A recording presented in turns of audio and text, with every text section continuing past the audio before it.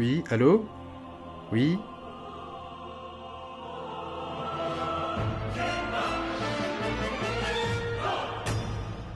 Eh merde. Oh,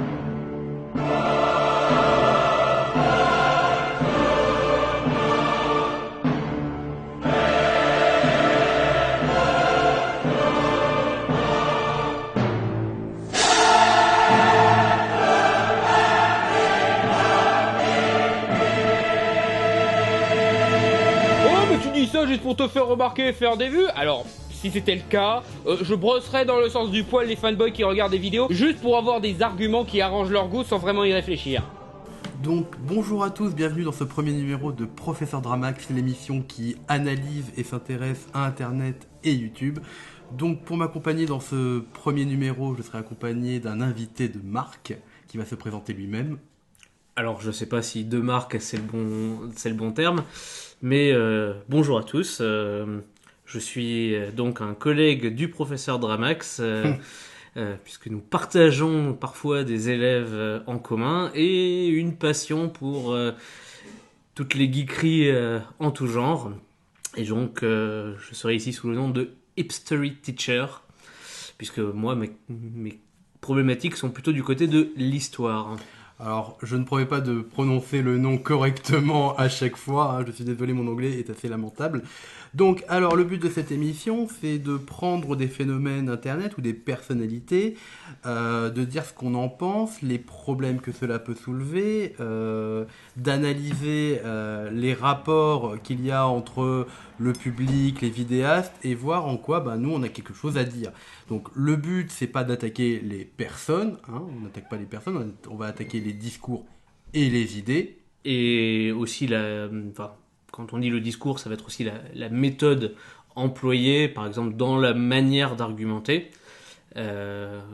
Puisque, en fait, l'idée, c'est que si on passe par YouTube, c'est pour rendre au public un certain nombre d'idées. On viendra sans doute à un moment sur la question du fait de vulgariser des choses. Et quand on veut vulgariser quelque chose, l'idée c'est de rendre accessible au plus grand nombre des idées qui peuvent être complexes, et donc ça demande une démarche qui est très argumentée et qui va permettre justement de clarifier la complexité. Et ce qui n'est pas simple. Nous on le sait parce que C'est notre boulot. c'est un peu notre travail. On a ça tous les jours. On est confronté à la question face à nos élèves, mais du coup, des youtubeurs vont être confrontés au même problème et on peut parfois avoir tendance à laisser de côté, on va dire, l'aspect structure et méthode de la démarche pour se focaliser uniquement sur les idées. Et alors là, le risque, c'est d'aller justement beaucoup trop dans la simplification. Alors, on précise aussi que le but, voilà, c'est soit décortiquer des dramas ou des phénomènes qui vont pouvoir se faire, mais aussi des personnalités, ce qui va être le cas pour notre premier numéro. Donc, avant toute chose, on va prendre quand même quelques précautions afin d'éviter les procès d'intention. Parce qu'on sait, Internet is a dark place. It's a silly place. The dark place to be. Voilà, c'est ça. Donc on va prendre un certain nombre de précautions afin d'éviter justement les attaques qui pourraient être faites. Donc déjà, c'est pas une attaque de l'institution scolaire envers les vulgarisateurs ou les gens qui sont sur YouTube, c'est absolument pas ça. Hein. Tout à fait. On parle en notre nom à nous. Après, le fait que on fasse ça dans notre travail fait que on a peut-être une habitude, on a peut-être un regard qui va être particulier, et que du coup nous on s'est habitué à une certaine démarche, sachant que attention, même quand on est en cours, il y a des moments où on peut ne pas être bon, même dans la démarche en question. On se place pas en tant que modèle absolu à suivre, mais il y a quand même une différence fondamentale, c'est que quand vous êtes sur YouTube, vous préparez vos vidéos. Alors vous pouvez faire des réactions live, c'est très tendance les réactions live, mais il y a quand même bien souvent des vidéos qui sont préparées en amont, qui sont censées en tout cas être construites. Et donc ça veut dire qu'on a le temps de réfléchir les choses, de se reprendre. Et c'est pas comme si on est en plein direct, qu'on fasse des erreurs quand on est Enseignant.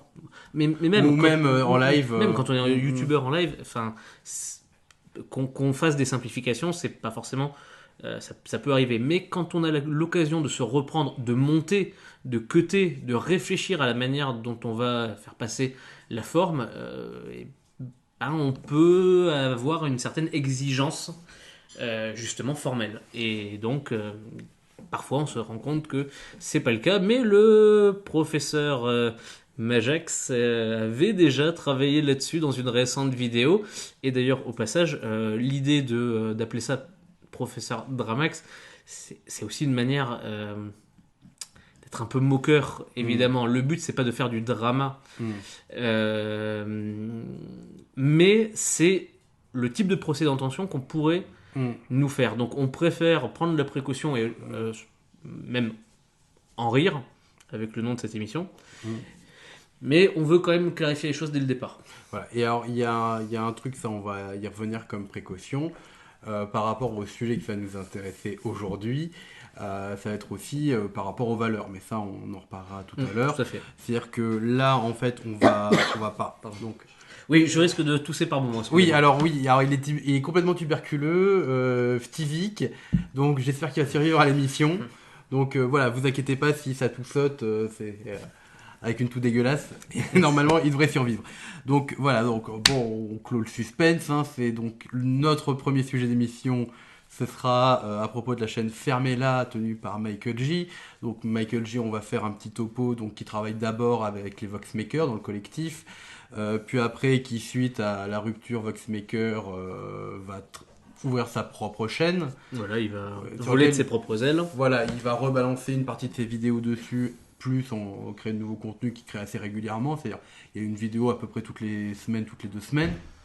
Oui, après le rythme, je sais pas si le rythme est parfaitement régulier, mais en tout cas... il a un rythme assez important. Oui, quoi. c'est assez soutenu. Voilà, et par exemple, pour vous donner vraiment l'idée qu'on n'attaque pas les trucs sur le contenu, par exemple, voilà, nous on est en total soutien par rapport au désastre Voxmaker qui a été raconté, qui est sorti récemment. Voilà, on n'est pas là pour attaquer les personnes, mais en fait, ce qui va nous intéresser, ça va être parce que c'est un youtubeur qui est important, en termes de chiffres, il a 167 000 abonnés. Donc c'est quelqu'un qui a 167 000 abonnés, qui est assez important en termes de visionnage sur YouTube, qui a un public qui est plutôt jeune, aussi. Il me semble.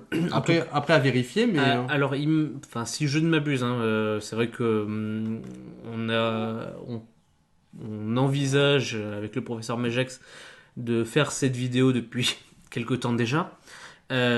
Et du coup, on avait regardé beaucoup des vidéos de Michael J. Et si je ne m'abuse, il me semble que une fois dans l'une des, je sais pas si c'était une FAQ ou si c'était le fait qu'il lisait des commentaires, il avait relevé le fait que l'algorithme YouTube lui permettait de voir en termes de statistiques qu'effectivement on avait un public qui n'est pas exclusivement un public de jeunes, mais il a quand même beaucoup de viewers qui ont moins de 15 ou 16 ans. Donc, alors, pourquoi on veut parler de Michael J? Alors, c'est simple, déjà, il est sur notre créneau de loisirs, d'intérêt, c'est-à-dire que c'est un youtubeur spécialisé, on va dire, en culture geek, grosse guillemets. Culture geek, c'est-à-dire manga, comics, jeux vidéo, cinéma, même si le cinéma, ça fait, c'est trop large.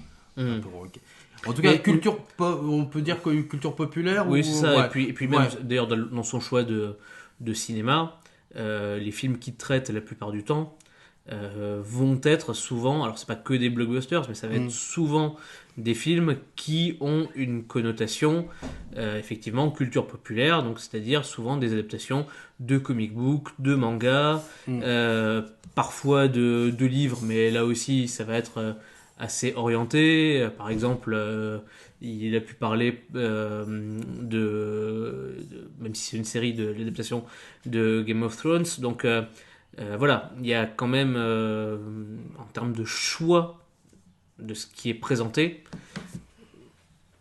c'est quelque chose qui a priori nous intéresse. Voilà.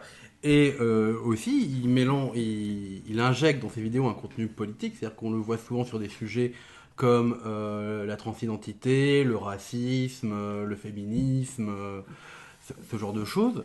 Donc c'est quelque chose qui nous intéresse aussi, et c'est là qu'on va reprendre une précaution, c'est que en termes de valeurs, normalement, on se recoupe totalement. C'est-à-dire que il porte des valeurs dans lesquelles on se rejoint quand même, et qu'on porte d'habitude au quotidien dans notre travail. C'est-à-dire que globalement, ça va être des valeurs qui sont... il peut toujours y avoir des contre-exemples individuellement, mais c'est globalement des valeurs qui sont partagées par le système, notamment de l'éducation nationale, par des choses qui sont enseignées notamment à travers des cours comme ceux de philosophie, d'histoire, de géographie, mais aussi évidemment d'enseignement moral et civique. Donc en fait, c'est des choses qui sont portées par l'institution, qui nous correspondent en plus, nous, en tant qu'individus, sans rentrer dans le détail, par exemple, sur les questions de genre, que ce soit la transidentité, ou encore plus que ce soit la place des femmes. Dans mon métier, c'est des choses sur lesquelles j'ai travaillé, mais y compris plutôt sur des aspects en lien avec le supérieur, avec des formations de collègues. Donc en fait, pour le coup, ce qu'il faut bien comprendre, c'est qu'il ne va pas y avoir là-dedans d'attaque du type espèce de sale social justice warrior. Voilà, pas une espèce de sale progressiste anti-blanc ou espèce de fragile SJW. Voilà, on n'est pas du tout dans ça parce qu'on se rejoint dans ces valeurs-là. Et au contraire, on aimerait même que ça ait plutôt tendance à réussir, ces vidéos. On préférerait que le but puisse être atteint parce que ça permettrait justement de développer ces idées-là.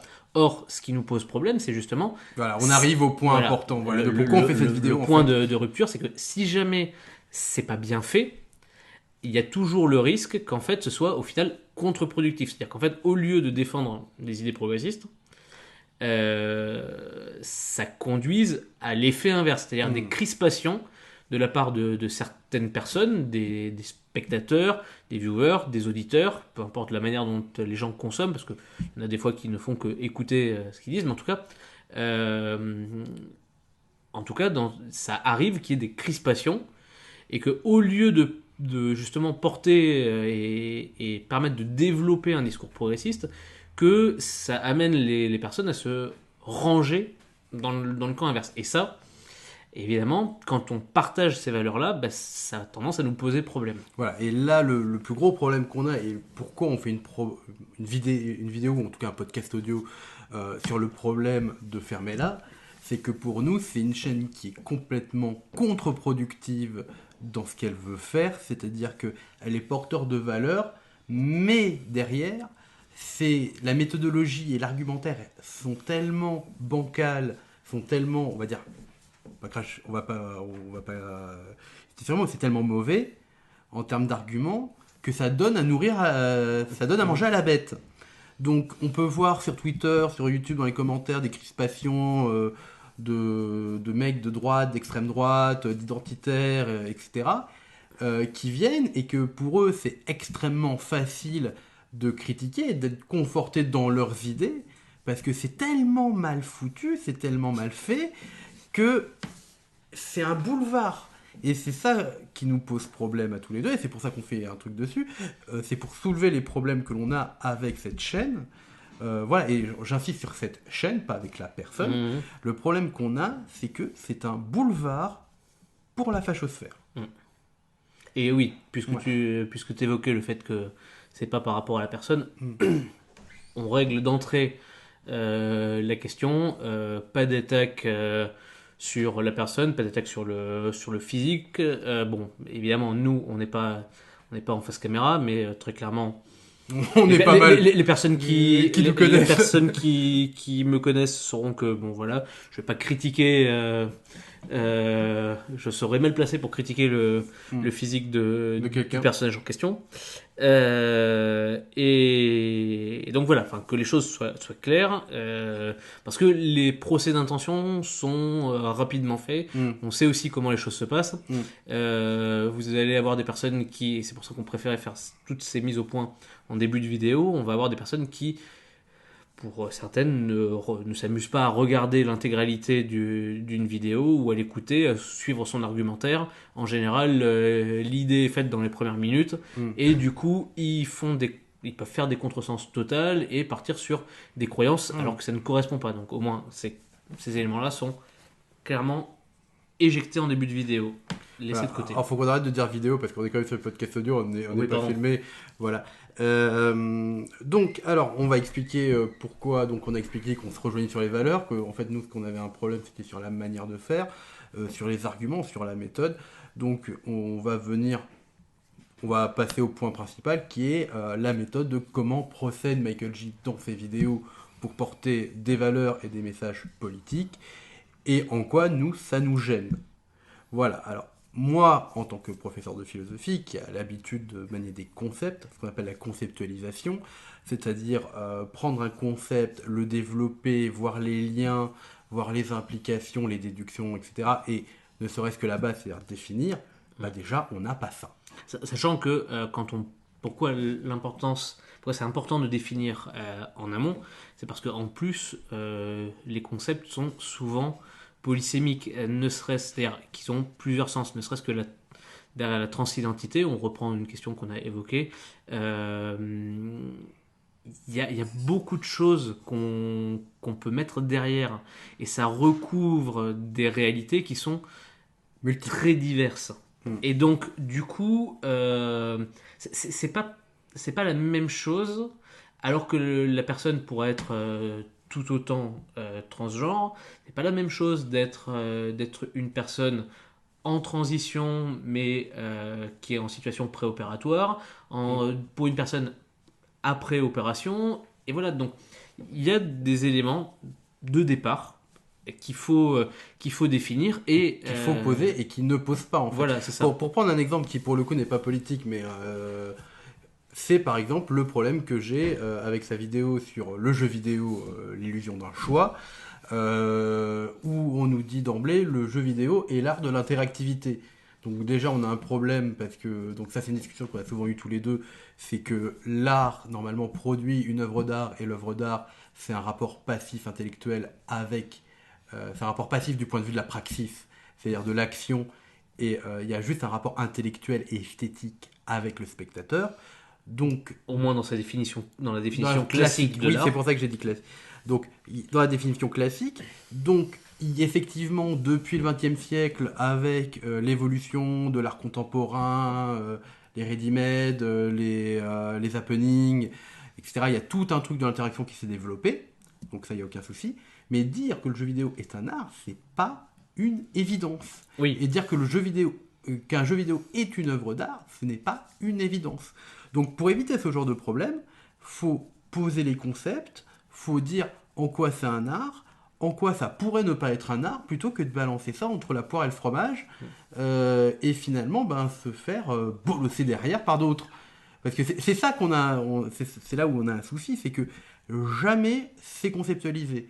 Que ce soit sur l'art, l'œuvre d'art, que ce soit sur les problèmes politiques, sur le racisme, le fascisme, ce genre de choses, c'est jamais conceptualisé. C'est balancé comme ça, comme si c'était évident, et sauf que le problème, c'est que les mots, les concepts, les idées, c'est pas quelque chose d'évident. Avec en plus l'autre problème qu'il peut y avoir parfois des confusions entre des choses qui sont proches, mais qui sont pas forcément identiques. C'est-à-dire qu'il va y avoir des vidéos, mais alors là ça concerne Michael J, mais pas seulement, hein, c'est quelque chose qu'on va retrouver très souvent. Mais par exemple, moi je vais parler plutôt du point de vue de l'histoire du coup, ce que je connais un peu mieux, mais par exemple entre racisme, fascisme, nazisme, totalitarisme, on est sur des choses qui sont proches, mais qui sont pas exactement identiques. le racisme, ça va être un élément de base de l'idéologie nazie. Mais le racisme, ce n'est pas le nazisme et inversement. Alors on dit pas qu'il a dit ça. Hein. Non, on dit pas Attention, qu'il a dit ça. non mais parce qu'on voit très bien ce qu'on peut nous dire. Mais on dit simplement que les concepts ne se valent pas les uns avec les autres et qu'il faut clairement les cadrer, leur mettre un cadre conceptuel et les définir. On peut pas balancer des trucs comme ça. Justement parce qu'il y a des petites nuances entre ces différents concepts et qu'on a vite fait justement de glisser de l'un à l'autre si on les a pas bien définis en amont. Donc ça évite en fait ce type de problème. Voilà. Et alors, pour entrer maintenant dans le détail de problème de chaîne du bonhomme, c'est que voilà, on n'a pas cette exigence, cette rigueur qu'il devrait avoir, parce qu'il manipule des idées qui sont complexes, qui peuvent amener à des crispations, à des sujets qui sont sensibles, et le fait qu'il aborde des sujets sensibles mériterait d'autant plus de précautions. Que ce soit sur les questions de genre, de racisme, de discrimination, etc., il faut prendre des précautions parce que sinon tu laisses des aspérités pour que l'adversaire, on va appeler ça l'adversaire en général, ben, il a des prises pour attaquer. Et le problème, c'est que balancer des concepts comme ça, comme si ça allait de soi et que c'était normal, bah, le problème, c'est que c'est faire de la morale. Exactement. Avec en plus, préciser que on viendra sur la morale parce que ça c'est vraiment un point qui est très important. Mais en fait, par rapport aux questions de définition, il y a aussi la question de la recontextualisation. C'est-à-dire que en fait, là aussi, pourquoi les concepts peuvent être polysémiques, c'est parce qu'en fait, ils ne désignent pas forcément la même chose partout et à toutes les époques. Et donc, par exemple, je suis en train de penser à ça, il y a eu beaucoup de vidéos sur les questions de whitewashing, ce qui est très important comme premier point à poser quand il a fait plusieurs vidéos sur ce thème-là, enfin qui évoquait ce thème-là. C'est pas que c'était pas le thème principal. Sur le racisme dans Full Metal Alchemist. Mais par exemple, en fait, il y a une situation de contexte à comprendre. Au départ, la notion de whitewashing, si c'est une expression anglo-saxonne, c'est que c'est apparu aux États-Unis dans un contexte très particulier de tension entre les communautés, avec toute une histoire qui remonte à la ségrégation. Et ces concepts-là ne sont pas automatiquement réapplicables ailleurs. C'est-à-dire qu'en fait, le whitewashing, il va pas forcément fonctionner de la même manière en France où on n'a pas eu de politique de ségrégation. Il parle aussi, tu disais Full Metal Alchemist, évidemment au Japon où la diversité est assez minime et ethnique est très faible. C'est aussi, c'est une question qui n'a pas du coup le même écho, le même sens. Et puis surtout, on a des systèmes de production aussi qui sont très différents en fonction des régions. Quand vous êtes des régions du monde, quand vous êtes à Hollywood, vous avez une puissance de production financière qui fait que vous pouvez, ça a du sens. On peut être très attractif et attirer différents acteurs, bons acteurs qui viendraient d'ethnies différentes. Voilà, c'est une société polyculturelle. C'est ça. Et donc là, effectivement, la question du whitewashing pose question parce qu'ils ont les moyens d'avoir une vraie représentativité. Quand vous êtes au Japon, le cinéma japonais, c'est un cinéma qui n'a pas les mêmes moyens financiers, et donc du coup, est-ce qu'on va être en mesure, par exemple, d'attirer des acteurs dont les ethnies correspondraient? Donc il y avait la question de Full Metal Alchemist. Mais faire un casting, pratiquement, tu prends Full Metal Alchemist, tu prends ce qu'ils ont adapté la première partie, c'est 100% occidental. C'est, c'est des références essentiellement aux pays germaniques, etc. Donc ça veut dire qu'on aurait dû avoir un casting essentiellement germain, ou en tout cas occidental, caucasien. On aurait dû avoir, si on avait mis des Vichbal, des gens à la peau plus sombre, afin de produire une ethnie un peu différente. Pareil pour tout le passage là du début. Donc c'est un peu compliqué dans le système de production japonais de faire ça. On avait eu le même problème avec l'attaque des Titans. Exactement. Voilà, où c'était essentiellement des Occidentaux, alors que ça se passe... non, pardon, c'est essentiellement des Occidentaux, sauf que ça se passe qu'avec des Japonais dans le film. Voilà. Et sachant que c'est même des Occidentaux, et là aussi, c'est même, en fait, essentiellement des Germaniques. Je veux dire, même dans le nom, c'est très clairement identifié. Vous avez un seul personnage qui clairement appelé asiatique. Qui est clairement dans le manga appelé asiatique, qui en plus n'est même pas est en fait métisse, puisque c'est une nippo-germanique en gros, Mikasa, le personnage de Mikasa, dont on voit très bien que par son nom de famille, Ackerman, elle a du côté de son père une ascendance germanique, et du côté de sa mère, elle est clairement identifiée comme d'origine asiatique. Et donc là, forcément, oui, pourquoi est-ce qu'ils n'ont pas mis des Allemands pour faire l'attaque des Titans? Pour la bonne et simple raison que ça n'a pas été très facile pour eux d'attirer alors d'abord parce que des acteurs allemands connus ou ne serait-ce que caucasiens, oui, et en plus ils communiquer avec l'équipe aussi. C'est ça. Communiquer avec l'équipe, c'est-à-dire que tout le monde ne parle pas forcément anglais, les Japonais c'est pas les premiers à parler anglais justement, et du coup il y aurait des difficultés de casting, des difficultés de production, de réalisation, parce qu'on aurait un casting qui ne pourrait pas forcément communiquer, et les acteurs européens sont pas forcément attirés pour aller jouer au Japon aussi. Enfin, il y a tout un contexte culturel, social qui joue sur le fait que dans Full Metal Alchemist il n'y a pas d'occidentaux. Et donc, dire que c'est dommage, etc., et comparer ça à Hollywood comme il le fait, ça n'a aucun sens. Parce que voilà, il y a tout un contexte différent qu'il faut identifier. Et effectivement, si on ne le fait pas, on fait des raccourcis. Et c'est là qu'on retrouve ce que tu disais tout à l'heure. Le problème de faire ces raccourcis-là, c'est que la seule chose sur laquelle on va se focaliser, c'est le côté vertueux ou non vertueux à faire ceci ou cela. C'est-à-dire qu'en gros, le whitewashing, c'est quelque chose qui n'est pas vertueux, donc il ne faut pas le pratiquer. Et dès lors qu'on associe une idée à de la vertu, on tombe effectivement, comme tu disais tout à l'heure, dans la morale. Alors, attention, morale, là ici, du coup on dit qu'il faut conceptualiser, on conceptualise. La morale, c'est poser la distinction entre des valeurs qui vont définir le bien et le mal. Donc, qu'est-ce qui va être du côté du bien et du côté du mal? Il y a une différence entre faire de la morale ou être moraliste, moi en tout cas je distingue les deux, qui est de poser des valeurs sans que ce soit discutable, c'est-à-dire ça c'est bien, ça c'est bien, ça c'est pas bien, gentil, méchant, bien, mal, etc. Donc là, on est dans un manichéisme dans notre vision du monde, dans notre vision des individus, etc. Et il y a, il y a construire une morale qui, là, sous-tend un travail de réflexion, de conceptualisation et d'interrogation de la part des individus. C'est-à-dire que la morale, ça peut être d'un côté ce qu'on m'impose tel quel, bien, mal, etc., mais ça peut être aussi un cheminement intellectuel auquel viennent les individus. Et le problème d'imposer une morale comme ça sur une plateforme comme YouTube, mais même en général, c'est que en fait, on laisse pas aux gens la capacité de s'interroger, est-ce que c'est bien ou est-ce que c'est mal?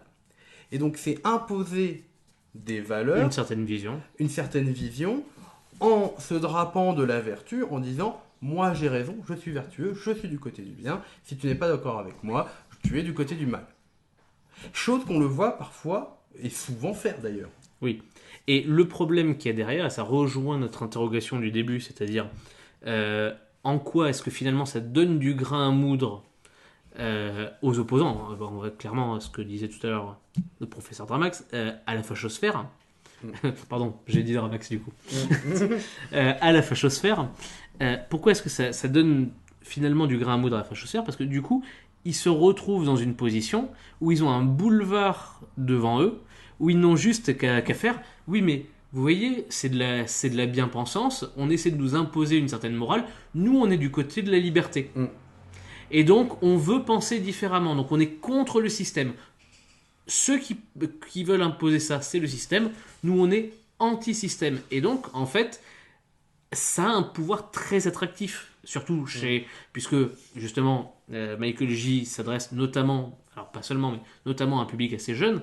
Le fait d'être contre le système a quelque chose de très attractif par rapport à un public assez jeune. Et évidemment, le danger qu'il y a derrière, c'est que ces personnes finissent par associer le fait que on est des idées progressistes, on est dans le système, on est contre les idées progressistes, on est anti-système, et donc on va dire on a un côté pas tendance, mais on un peu fun, un peu sale gosse. Voilà, on est dans l'opposition, Ouais, voilà. on est dans le fait de briser les règles. Or, à l'adolescence, bien souvent. Alors, Après, c'est pas un que les peu- ados, hein, parce non, que... pas seulement, mais c'est souvent un moment où on a envie de briser les règles. Ouais. Et il y a aussi, par exemple, on peut le citer, hein, il y a par exemple eu tout le drama avec Annette Génocide qu'il avait repris, qui a fait une très longue vidéo sur pourquoi le jeu vidéo n'est pas un art. Et le problème, c'est que nous, voilà, c'est quelqu'un auquel on n'adhère pas du tout aux idées, mais par contre, Annette Génocide, oui. Ouais, tout voilà. à fait. On rejoint le fait que, faut lui reconnaître ça, c'est qu'il maîtrise une culture classique, et cette maîtrise elle est indéniable, et il maîtrise l'argumentation.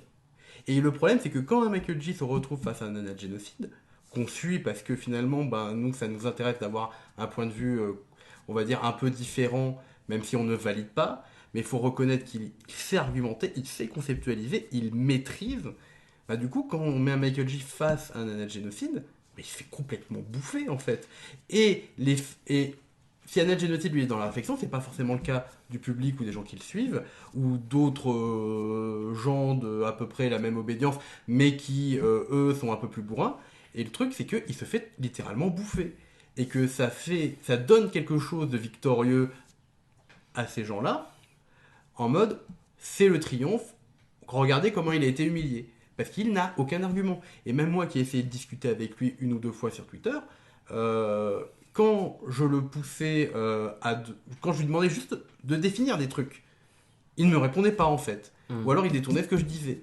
Parce que il sait pas. Alors là, on va arriver à l'argumentation là, mais c'est-à-dire que le problème, c'est que faire de la morale, c'est-à-dire imposer un système de valeurs et une vision du monde, en le faisant en bloc comme ça et en ne laissant pas le choix ni la réflexion, il donne du grain à moudre, encore une fois, à la fachosphère et aux contradicteurs, à ceux qui ont des idées antiprogressistes, réactionnaires, etc. Parce qu'en face d'eux, ils ont quelqu'un qui n'argumente pas. Alors, il y a un point sur lequel il faudrait insister là-dedans. Pourquoi est-ce que c'est intéressant? Pourquoi est-ce qu'on disait qu'en fait, nous, ça nous intéresse de suivre les vidéos, notamment de quelqu'un comme Annette Génocide, justement parce que lui, il argumente, qui a une maîtrise de la culture classique. Quelque chose de tout bête, mais pourquoi, par exemple, notamment en philosophie, mais aussi, par exemple, en littérature, un des plans les plus classiques, qui n'est pas forcément le meilleur, mais pourquoi un des plans qui est le plus classiquement utilisé, c'est le fameux plan dialectique thèse, antithèse, synthèse, et pourquoi c'est souvent par ce thème-là, notamment en collège, en français, qu'on commence à faire travailler les élèves, parce que l'intérêt de ce plan-là, c'est d'amener à s'interroger sur les idées des autres.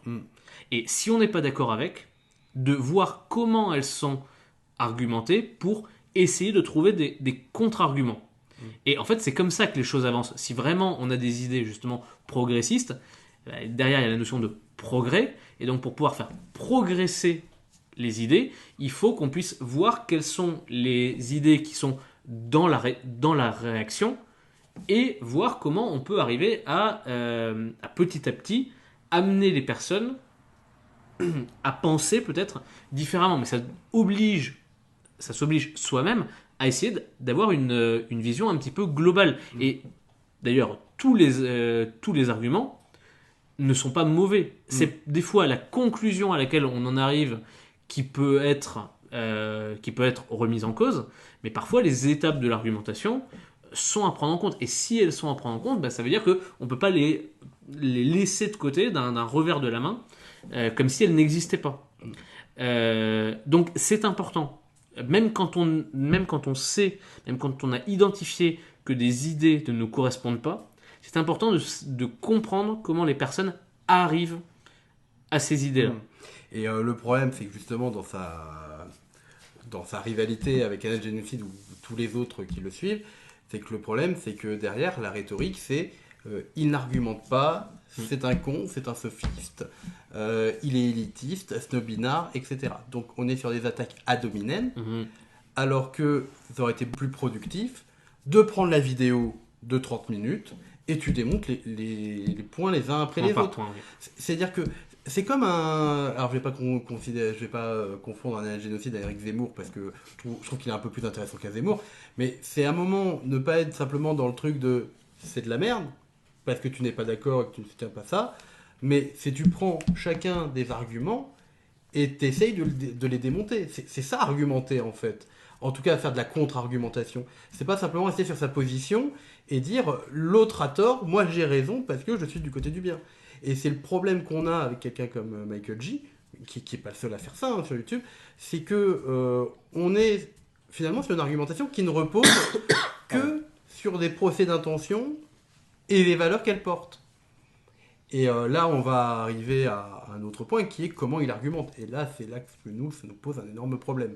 Donc voilà, j'y réfléchissais. Et en fait, moi, ce qui me pose un problème par rapport au fait qu'il impose des valeurs, des normes, etc. Et sous le prétexte que c'est bien, en fait, ça me rappelle la distinction que Kant il fait entre la discipline et la morale. C'est-à-dire que la discipline, elle est nécessaire quand t'es enfant, quand t'as pas le matériel intellectuel pour pouvoir comprendre qu'est-ce qui est bien et qu'est-ce qui est mal de par toi-même. Quand tu n'as pas encore accédé à l'autonomie. Donc c'est valable pour les enfants dans l'éducation, mais c'est aussi valable pour les hommes. C'est-à-dire c'est pour ça qu'on a des lois. Donc en fait, la discipline, c'est t'imposes ce qui est bien et ce qui est mal, ce qui est sanctionnable et ce qui ne l'est pas.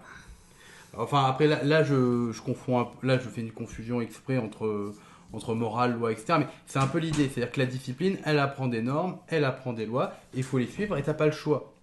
Sauf que le problème, c'est que là, il s'adresse à des gens qui sont des adultes, à des gens qui normalement ont le matériel intellectuel pour pouvoir décider et distinguer ce qui est bien et mal par eux-mêmes et faire tout le cheminement intellectuel. Et le problème, c'est qu'en fait, il y a une forme d'infantilisation finalement. Il y a une forme d'infantilisation du public quand tu lui dis « Regarde, ça c'est bien, regarde, ça c'est mal » et t'as pas le choix. Parce que finalement, c'est un peu ce qu'il fait.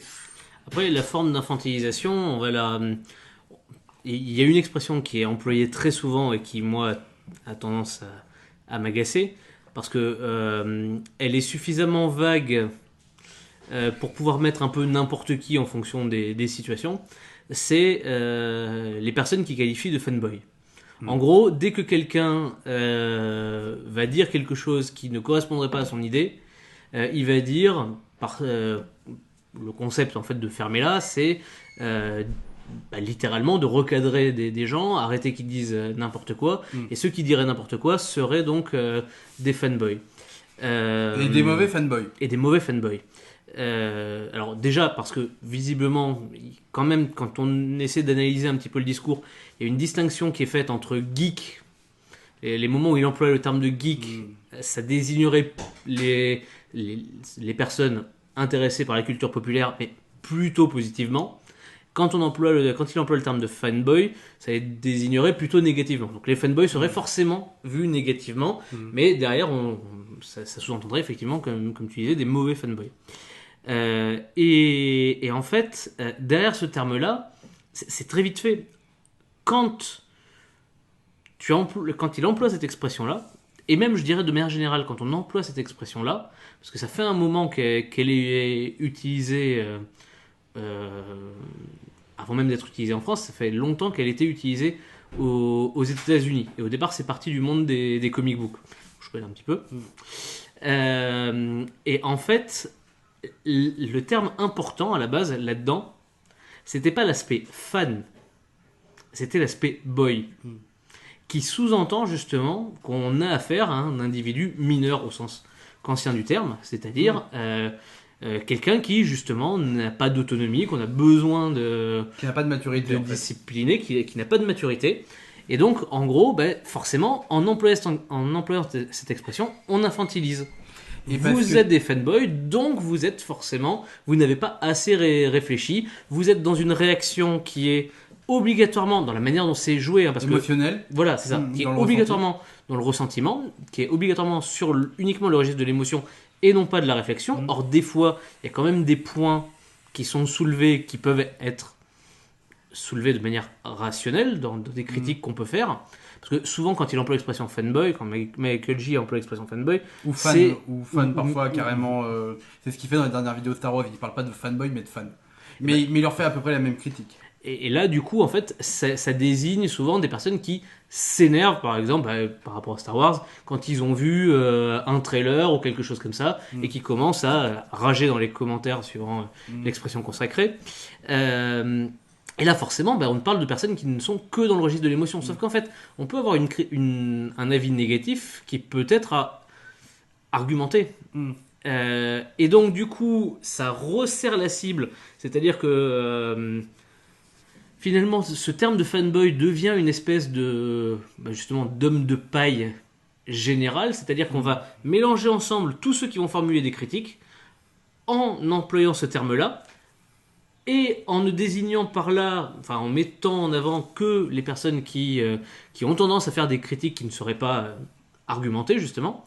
Et donc, encore une fois, on en revient à tout ce qu'il y a autour de ce terme, à savoir le fait que, eh bien, on est dans Enfin, c'est des individus qui n'auraient pas de maturité, pas de réflexion, qui seraient dans l'émotion comme des enfants face à un jouet qui casse. Il faut éduquer et que lui les éduque. Exactement. Voilà. Mais il y a aussi un truc, alors sur l'homme de paille, on va y revenir parce qu'il assume lui-même de faire des hommes de paille, mais en fait j'ai l'impression qu'il ne sait plus quand il fait un homme de paille et quand il en fait pas en fait. C'est ça qui me fait parfois halluciner. Mais parce qu'en fait, parler des comportements toxiques de communauté sur internet, ça justement c'est intéressant. J'ai moi-même évoqué dans la dernière vidéo sur Game of Thrones. Il y a véritablement quelque chose de toxique avec les gardiens du temple qui auraient toutes les clés d'une œuvre et qui seraient les seuls à décider de qu'est-ce qui est bien pour une œuvre et qu'est-ce qui ne l'est pas, qu'est-ce qui est canon, pas canon. Enfin, ces problèmes qui en fait moi me font complètement chier en fait. Parce que tu as la question de l'œuvre, de ta perception, de ce que veut faire l'artiste, etc. Et en fait, il y a vraiment une communauté toxique qui, soit c'est vraiment le fanboy qui est persuadé d'avoir les clés du temple, soit c'est sur des trucs racistes. Par exemple, là, ce qu'il prend par rapport au personnage de Rose, il a pas tort en plus. Je veux dire, il a pas tous les torts pour le coup. Mais je trouve qu'il analyse pas le problème en fait. Il va répondre uniquement d'un point de vue factuel. Et en fait, il vient jamais sur les concepts où j'essaye de comprendre qu'est-ce qui ne va pas dans les comportements. Il constate juste, en fait, ça reste, si on le faisait d'un point de vue, j'ai envie de dire... Copie. Oui, et évaluation de l'éducation nationale, il reste dans quelque chose de très descriptif et il ne va pas dans l'explicatif ou dans l'analytique. Ouais, c'est ça. Mais c'est sur une copie de philo où tu dirais voilà, il n'y a que des exemples, il n'y a que des constats. Mais un constat, un exemple n'a pas valeur d'argument. Et c'est le truc qui fait souvent, c'est-à-dire que voilà, l'un des problèmes qu'on a dans l'argumentation, c'est pour nous le niveau zéro de l'argumentation en philosophie, mais même en histoire, c'est tu utilises un exemple comme argument. Or, un exemple n'est pas un argument. Tu ne peux pas généraliser à partir de là. C'est comme la question, je reviens sur cette vidéo parce que je trouve qu'elle est très symptomatique, sans toucher à des thèmes politiques, mais très symptomatique de son raisonnement. C'est quand il parle de l'art comme jeu vidéo et qu'on lui a fait l'opposition, attention c'est un jeu, c'est pas forcément une œuvre d'art, etc. Il va citer des œuvres. Et il va dire, est-ce qu'on peut dire que ce n'est pas de l'art ? Sauf qu'il va citer Flowers, il va citer Journey, il va citer Okami, The Blind Forest, etc. Sauf que Shadow of the Colossus. Voilà, sauf que derrière, nous on est d'accord pour dire que c'est des grands jeux, peut-être des œuvres d'art. Mais le problème c'est que pour un Shadow of the Colossus, etc., t'as du Call of, t'as du Battlefield, t'as du FIFA. Et ça, on serait d'accord pour dire que c'est pas forcément des œuvres d'art. Non, tout à fait. Ou en tout cas, c'est pas évident pour le coup. Et du coup, c'est-à-dire que si on s'arrête juste à l'exemple, on peut trouver autant de contre-exemples finalement que d'exemples pertinents pour illustrer. Et c'est pour ça qu'en fait, à chaque fois, il perd ses débats dès qu'il est face à quelqu'un qui argumente un peu et qui s'énerve. Parce que finalement, à chaque fois qu'on donne un exemple, en fait, l'exemple est facilement démontable. Parce qu'il ne va pas, comme tu le dis, dans l'analytique, dans l'analyse de ce qui pose problème. Et du coup, il croit qu'argumenter, c'est enchaîner des faits ou des constats. D'ailleurs, parfois, il lui dit, toi, je sais que ça t'énervait un peu comme moi, c'est il dit, moi, je vous donne les faits, alors que si tu as 2 sous de jugeote en histoire géo ou en philo, tu sais que les faits ne sont pas à simple données, qu'il y a une organisation des faits que tu vas combiner pour avoir un discours précis. Les faits en fait peuvent s'interpréter. Suivant, effectivement, c'est là qu'on rejoint ce qu'on disait tout à l'heure à propos du contexte. Suivant le contexte, les faits peuvent s'interpréter. Et d'ailleurs, même, c'est aussi une des grandes questions que nous, on soulève en histoire, c'est dans le choix des sources et dans la manière dont on critique. Et là, un petit coucou, parce qu'au moment où on est en train d'enregistrer ce podcast, nous sommes en pleine correction des copies du bac. Les élèves du lycée le savent bien, ils ont une partie qui est l'analyse critique de documents. Pourquoi est-ce qu'on appelle ça analyse critique? Pourquoi cette partie critique? C'est parce qu'en fait, les documents ne sont jamais neutres. Ils ne peuvent pas tout montrer, les sources ne sont jamais neutres. Elles ne peuvent pas tout montrer. Elles sont des moyens d'accéder à des informations, à une certaine connaissance, mais elles demandent une partie d'interprétation. Et surtout, elles ne sont jamais totalement exhaustives. C'est pour ça qu'il faut les croiser, qu'il faut aller en chercher plusieurs. Et donc, si on ne se limite qu'effectivement qu'à quelques faits concrets, quelques données factuelles, mais qu'on les prend hors sol, qu'on ne les recontextualise pas, qu'on ne les met pas en balance avec d'autres faits qui peuvent venir les contredire, on peut se retrouver à finalement parler dans le vide et encore une fois parler hors sol. C'est-à-dire que en fait, on est déconnecté de ce qu'est la réalité. Et puis, ou alors on la rate complètement, quoi. Ou alors, oui, on la raccourcit à ce qui nous intéresse. Et puis, en plus, il y a un deuxième point, c'est-à-dire que là, bon, on va pas rentrer trop dans le détail, mais si on voulait prendre des exemples comme notamment les données statistiques ou même des textes comme source en histoire, on peut toujours les couper. Si vous prenez une œuvre d'art, par exemple un tableau, que vous ne focalisez votre attention que sur une partie du tableau et que vous ne le mettez pas dans le contexte général, le Guernica, vous regardez juste un morceau de Guernica sans le voir dans la totalité, vous passez à côté d'une partie de l'interprétation. Si vous prenez des données chiffrées, vous avez choisi certains chiffres qui vont servir votre explication, mais vous n'avez pas pris la totalité et des points qui pourraient aller à l'encontre de ce que vous pensez. Or, en fait, souvent, la réalité, elle est complexe et donc, du coup, elle peut être aussi contradictoire. Il y a des choses qui sont contradictoires.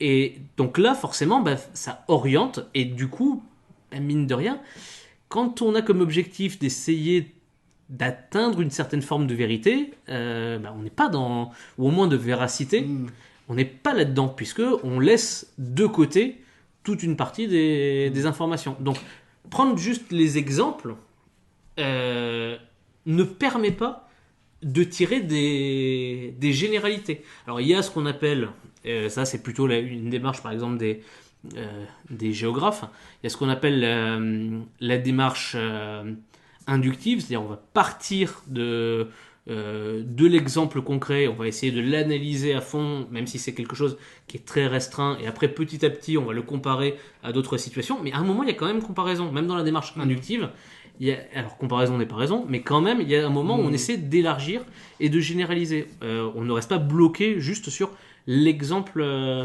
en lui-même. Et alors déjà ça c'est un de ses problèmes, c'est-à-dire que il va enchaîner les exemples et en fait finalement comme tu as dit ça n'a pas valeur, les faits ça n'a aucune valeur en soi-même, c'est-à-dire qu'un fait n'est jamais neutre, etc. Et derrière il y a aussi le problème des sources. Jamais on a les sources sur quoi il s'appuie.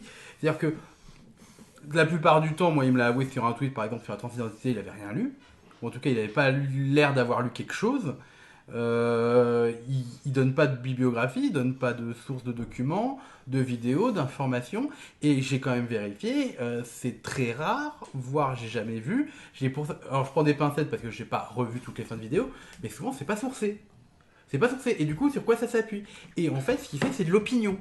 C'est le degré, on va dire quasi zéro qu'on a de réflexion en philosophie, c'est-à-dire je pars de mon idée, je prends des éléments, je combine le truc, ça marche pas trop mal, et je le pose. Le problème, c'est que faut avoir des connaissances, une culture sur le sujet que l'on traite. On peut pas simplement balancer des trucs comme ça. C'est-à-dire, si tu comprends pas, si t'as pas un peu une compréhension un peu fine, que ce soit sociologique, anthropologique ou philosophique ou historique, de ce qu'est le racisme, de ce que sont les problèmes de genre, etc., t'es un peu à la ramasse. En fait, tu fais rien d'autre, t'as pas une plus-value. La seule plus-value que t'as, c'est d'être devant une caméra, de te filmer et de temps en temps faire du montage. Alors, il faut bien comprendre une chose aussi là, parce que tu as évoqué la question des bibliographies.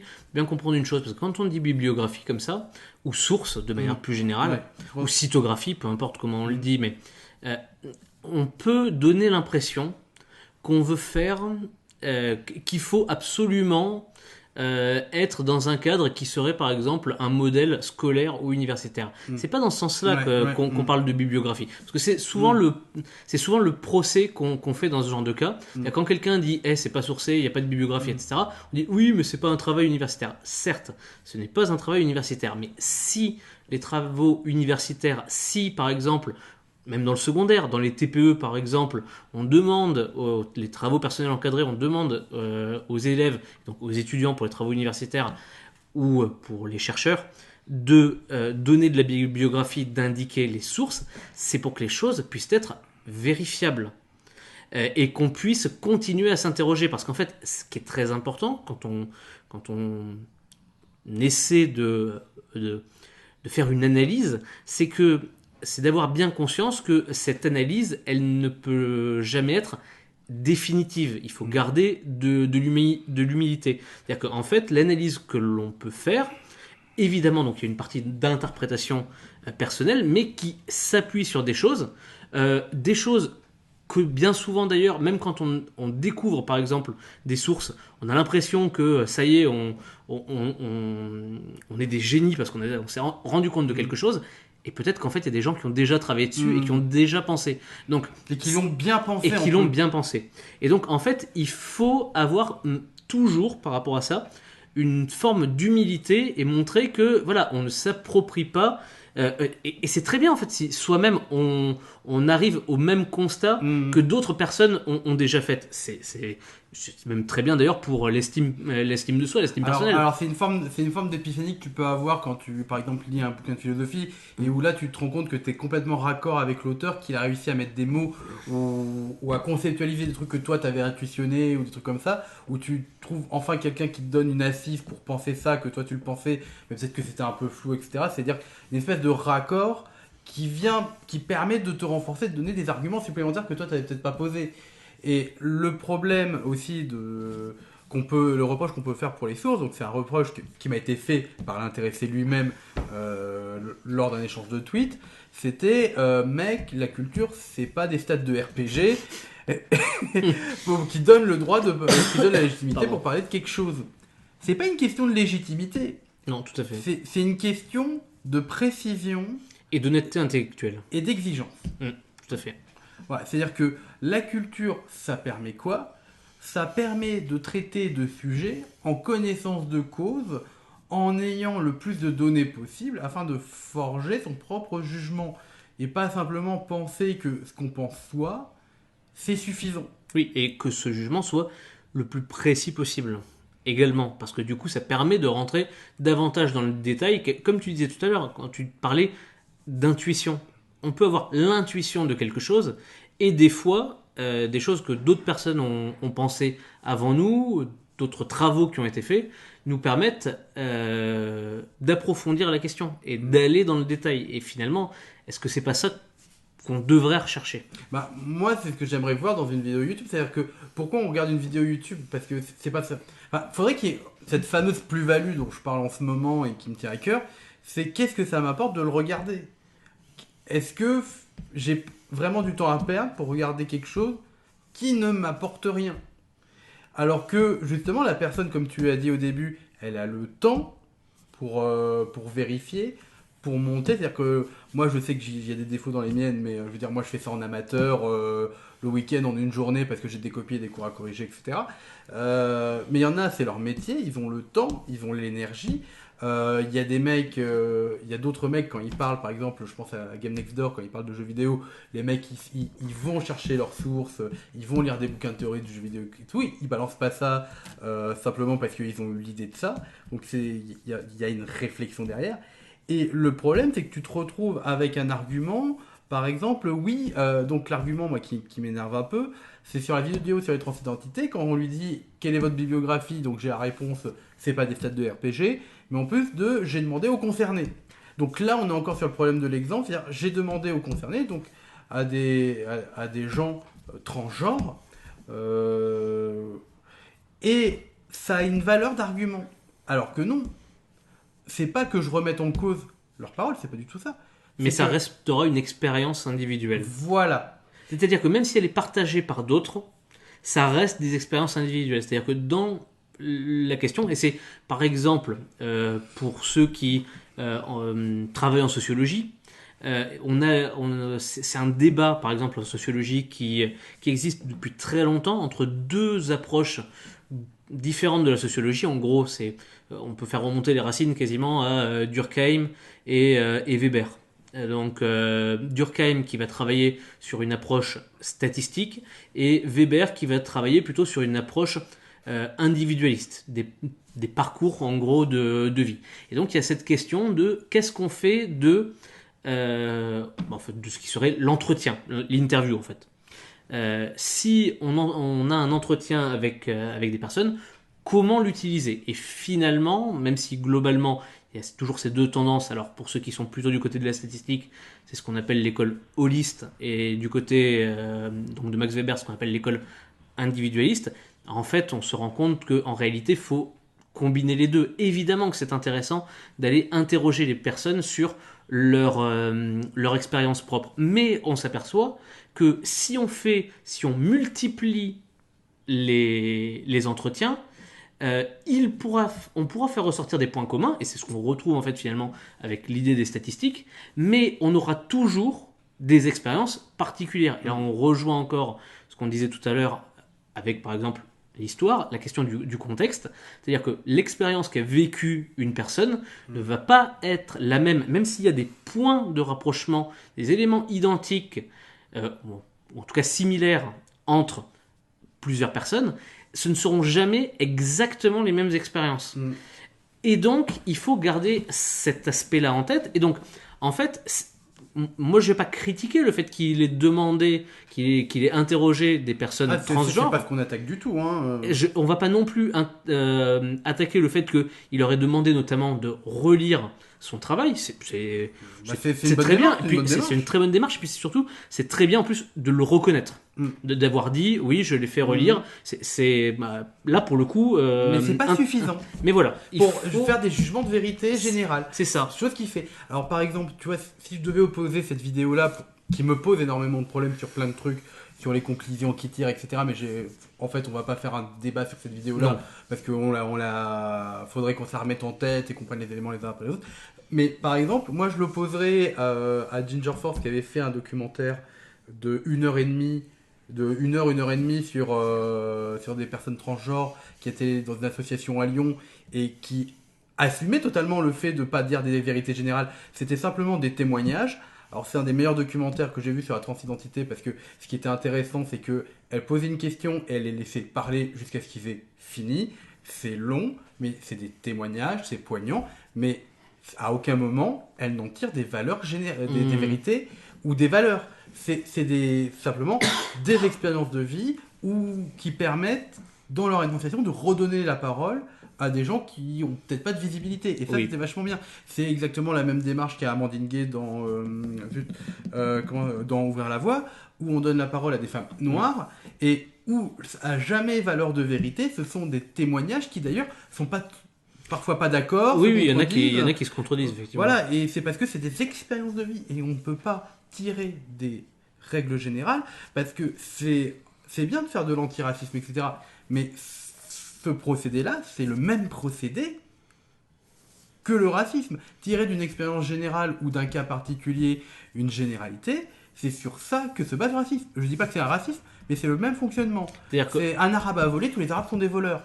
C'est un noir, j'ai vu un noir, regarde de lui, tu le connais, il est noir, il est un peu feignant, ça montre bien qu'ils sont feignants. Voilà, tous ces trucs dégueulasses qui sont confortés parce que j'ai une expérience qui va dans ce sens-là, et j'en tire une généralité. Et ça, c'est le fonctionnement du racisme. Mais en fait, c'est le même fonctionnement. c'est ce qu'on appelle l'essentialisation. C'est-à-dire, en gros, Voilà. considérer, puisque là, l'idée, c'est de donner aussi des concepts et de les définir, c'est en gros, d'après ce que tu as décrit, mais c'est exactement ça, l'essentialisation, c'est le fait de, à partir de quelque chose qu'on a constaté chez une personne, ou même quelques personnes, ça peut être quelque chose de limité, de circonscrit, mais à partir du moment où on l'a observé, on considère que ça s'applique, ça se généralise et ça s'applique systématiquement, c'est l'aspect systématique qui est important, ça s'applique systématiquement à toutes les personnes, on va dire, qui partagent un trait en commun. Et je dis bien un trait, parce que c'est pas, là aussi, c'est pas une expérience. C'est par exemple dire tous les noirs sont comme ci ou comme ça. On essentialise le fait que la couleur de peau fait qu'on a tel ou tel comportement. Ce qui est idiot, mais c'est effectivement là-dessus que repose le racisme. Et comme tu disais lui-même. Alors, juste pour compléter par rapport à l'essentialisation, en philo, voilà, on distingue l'essence de l'accident. L'essence, c'est ce qui va définir la nature de la chose. Donc, quand tu postules une essentialisation, tu pars du principe que ce que tu énonces fait partie intrinsèque de la chose que tu définis. Donc, par exemple, c'est dire, quand tu dis le noir est feignant, c'est une essentialisation. C'est-à-dire que l'adjectif feignant va s'appliquer de manière systématique, comme tu as dit, au noir. Et ça fait partie de la définition. L'essence, c'est la définition de quelque chose, comme un triangle à trois côtés. Et une figure à trois côtés fermés dont la somme des angles est égale à 180 degrés. Ça, c'est l'essence du triangle. Le truc, voilà, du racisme, c'est t'essentialises, c'est-à-dire que tu rajoutes des qualités qui sont normalement accidentelles, donc qui se surajoutent, mais que tu vas mettre dans la définition.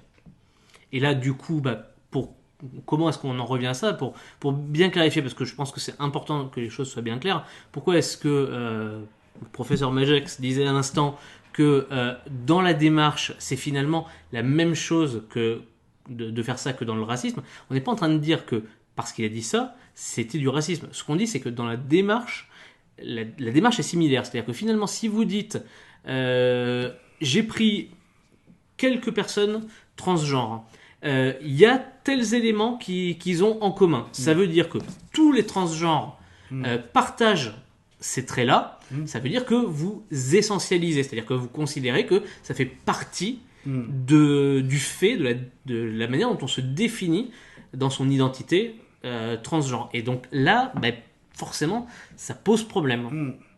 Et ça, il ne le fait pas que dans cette vidéo-là. C'est les fans, par exemple. Le fameux les fans, je ne sais pas qu'est-ce qui se cache derrière. Et en fait, c'est parfois quand ils soulèvent des polémiques, parce que c'est quand même le fond des vidéos, quoi. C'est soulever des problèmes de fans ou des débats un peu débiles, etc. Mais il le reconnaît lui. C'est le principe de l'émission. Mais parfois, je me demande de quoi il parle. Genre, parfois, il part sur des débats que moi-même, j'avais pas vus. Et je me demande si il fait... Alors, là, je sors un peu, là, je suis un peu hors sujet. Mais je me demande si, en faisant ça, il donne pas de la visibilité à des trucs que personne ne voyait. Oui. Par exemple, des débats sur Star Wars ou des débats sur le whitewashing ou des trucs comme ça. Le truc, c'est que la majorité des gens sont pas forcément sur Internet ou suivent les débats Internet, ce genre de trucs. Et moi, j'ai appris beaucoup de trucs comme ça. Mais le truc, c'est que ça donne une visibilité.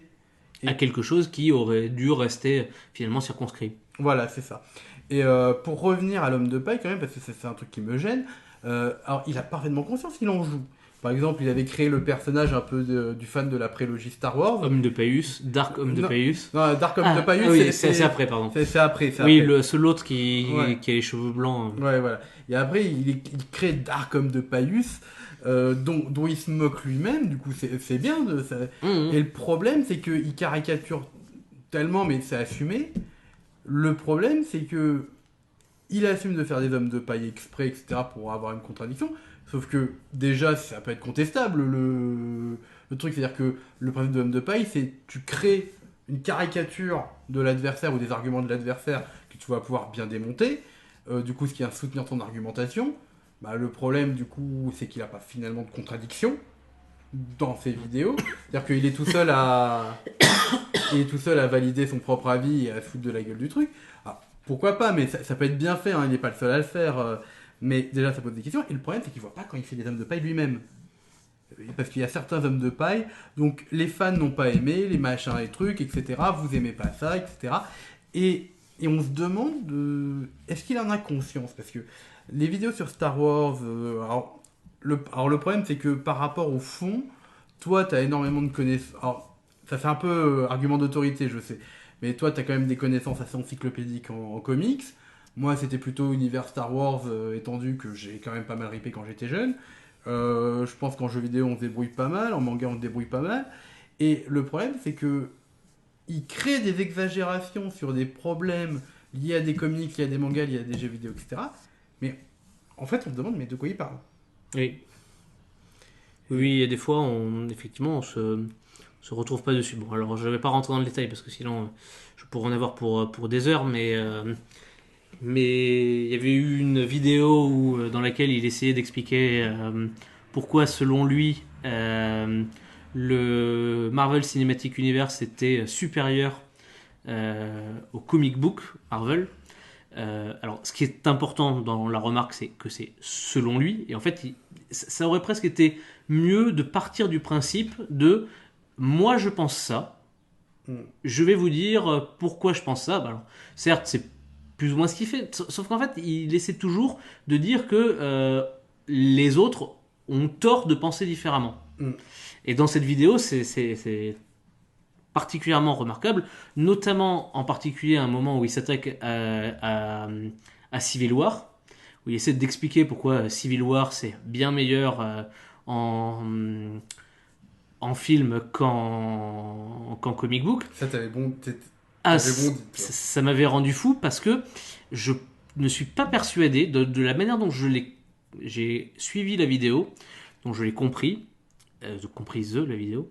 Il me semble qu'il n'a pas lu Civil War à l'époque où c'est sorti.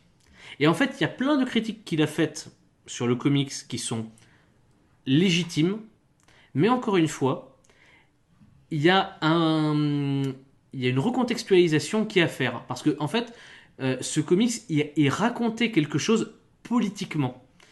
Il y avait vraiment un fond politique, une vraie interrogation, qui était une interrogation qui traversait l'Amérique, les États-Unis à ce moment-là, entre qu'est-ce qui est plus important entre la liberté et la sécurité, autour des questions d'attaques terroristes suivant le 11 septembre, mais surtout autour de l'interventionnisme américain à l'étranger. Et en fait, le comics Civil War portait tout ça. Le film intervient des années plus tard, quand on n'est plus vraiment... il est sorti pendant la période de la présidence Obama, où on en revient à une politique multilatéraliste, donc on n'est plus dans cette logique-là, et donc le film est obligé de porter un autre discours.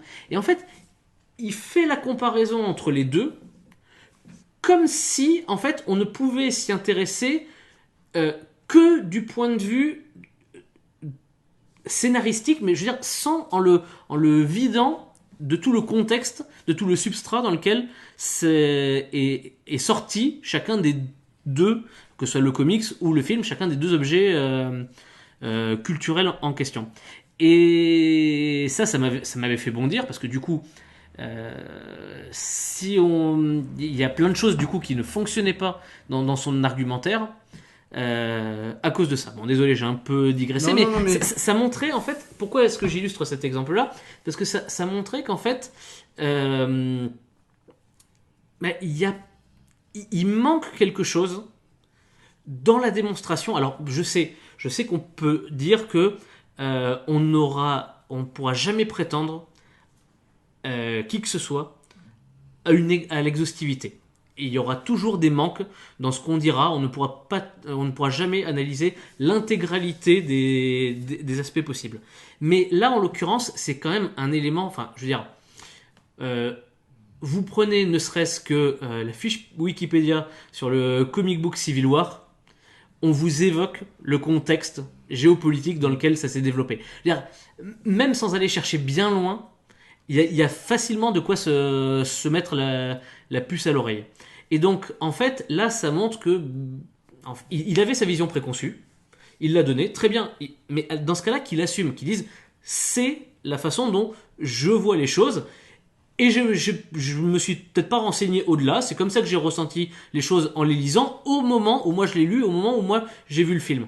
Mais en fait, dans la manière, quand il s'adresse, quand il dit oui, il y a eu les fanboys qui ont critiqué, qui ont dit que le comics était meilleur, mais parce que, en fait, qui sont les fameux fanboys, en l'occurrence, qui souvent ont préféré le comics au film, c'est des gens qui ont souvent lu dans le contexte où il est sorti, et donc forcément il n'y a pas le même rapport. Et si on ne tient pas compte de ça,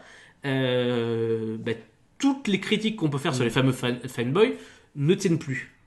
Et alors moi, par exemple, c'est le problème que j'ai aussi là, par rapport à deux vidéos, par exemple celle sur Star Wars Univers étendu, où à un moment il énonce une série de faits qu'on trouve dans les histoires de l'univers étendu Star Wars qui est un univers étendu énorme, qui a été rebooté avec le rachat de Disney, etc. Et donc à un moment il énonce des histoires qui sont vraies, sont connes, hein, parce que dans l'univers étendu Star Wars, en termes de bouquins et de comics, t'avais des grosses merdes, mais t'avais des trucs assez géniaux. Ça a lancé plein de jeunes auteurs de science-fiction qui se faisaient la main sur un Star Wars. Il y a des trucs qui étaient bien écrits. Il y a eu Timothy Zahn qui a apporté justement le plus de bouquins dans une qualité d'écriture qui était franchement correcte, et au point où sa trilogie de la croisade du Jedi fou, le fameux cycle la croisade du Jedi fou, ouais, le cycle de l'amiral Thrawn, qui est considéré comme les vrais épisodes 7, 8, 9, en fait, pour ceux qui aiment l'univers étendu. Et justement, il évoque ce cycle-là, qui est le cycle préféré des fans, et en fait, il fait de la pure provocation. Il fait oui, alors Luke, il a un clone qui s'appelle Luke. Voilà, et c'est fini. Et en fait, il n'y a rien sur le fait que l'histoire, elle était sombre, qu'il y avait une portée politique, il y avait une interrogation, il y avait une question sur la place des Jedi, sur le passé. Enfin, c'était, si je devais relire, parce que je vais pas tout relire, hein, franchement, il y avait de la merde, mais si je devais retenir une saga, des livres de cet univers étendu, c'est bien cela, quoi. C'est l'Amiral Thrawn, c'est l'un des persos préférés de ceux qui ont lu l'univers étendu, qui ont connu, et c'est pour une bonne raison, c'est que c'est un personnage complexe, bien construit, avec une thématique autour de la xénophobie qui n'est pas présente dans les films. Enfin, il y avait toute une série de choses qui étaient super intéressantes, et ça a balayé d'un revers de la main de manière... en mettant ça dans le même panier. Et ça me gêne. Et c'est comme une autre vidéo qui me gêne, mais ça tu sais que c'est mon dada, c'est sa vidéo sur jeux vidéo illusion du choix. Alors, je vais pas la faire en intégralité, mais déjà... dire que le jeu vidéo ce n'est pas le choix mais l'illusion du choix parce que dans un système t'es déterminé, bah je suis désolé, c'est la définition de base de la liberté que tu apprends quand t'es en terminale. C'est-à-dire que toute liberté se pense dans un cadre contraignant, la liberté absolue n'existe pas, parce que sinon la liberté absolue de quelqu'un va contredire la liberté absolue de quelqu'un d'autre. C'est-à-dire que moi, là, si j'ai envie de te tuer maintenant, disons qu'on est libre, sans contrainte, etc. J'ai envie de te tuer, si je te tue, t'es plus libre. Si toi, tu m'empêches, du coup, t'as bafoué ma liberté. Enfin, la liberté se pense dans un cadre. Du coup, dire que la liberté dans le jeu vidéo, c'est une illusion de choix parce que t'es dans un système, non, en fait, t'as pas compris le concept de liberté, t'as pas compris la notion de choix. C'est-à-dire qu'un choix n'est pas fait de manière totalement autonome, hors sol, etc. Tu es toujours déterminé par des systèmes, des valeurs, un système social, une politique, ton passé, ton histoire, tes goûts. Donc dire ça comme si c'était une révélation, non, je suis désolé, ça va pas. Et le truc, c'est qu'il veut nous parler des jeux narratifs. Le problème, c'est que la vidéo s'appelle « Jeux vidéo et illusion du choix ». Donc déjà, il y a un truc qui est un peu faussé. Deuxièmement, il va mettre dans le même panier des jeux comme les jeux Telltale, The Walking Dead, comment il s'appelle The Wolf Among Us. The Wolf Among non, celui qui avait sorti Dotnod, Life is Strange, etc. Ah oui, Life is Strange. Donc qui sont des séries interactives où le gameplay est pratiquement inexistant. Et il va le mettre à côté de Mass Effect. Et là, je me dis, il y a un truc qu'il n'a pas compris. Parce que Mass Effect, c'est pas simplement un jeu à choix.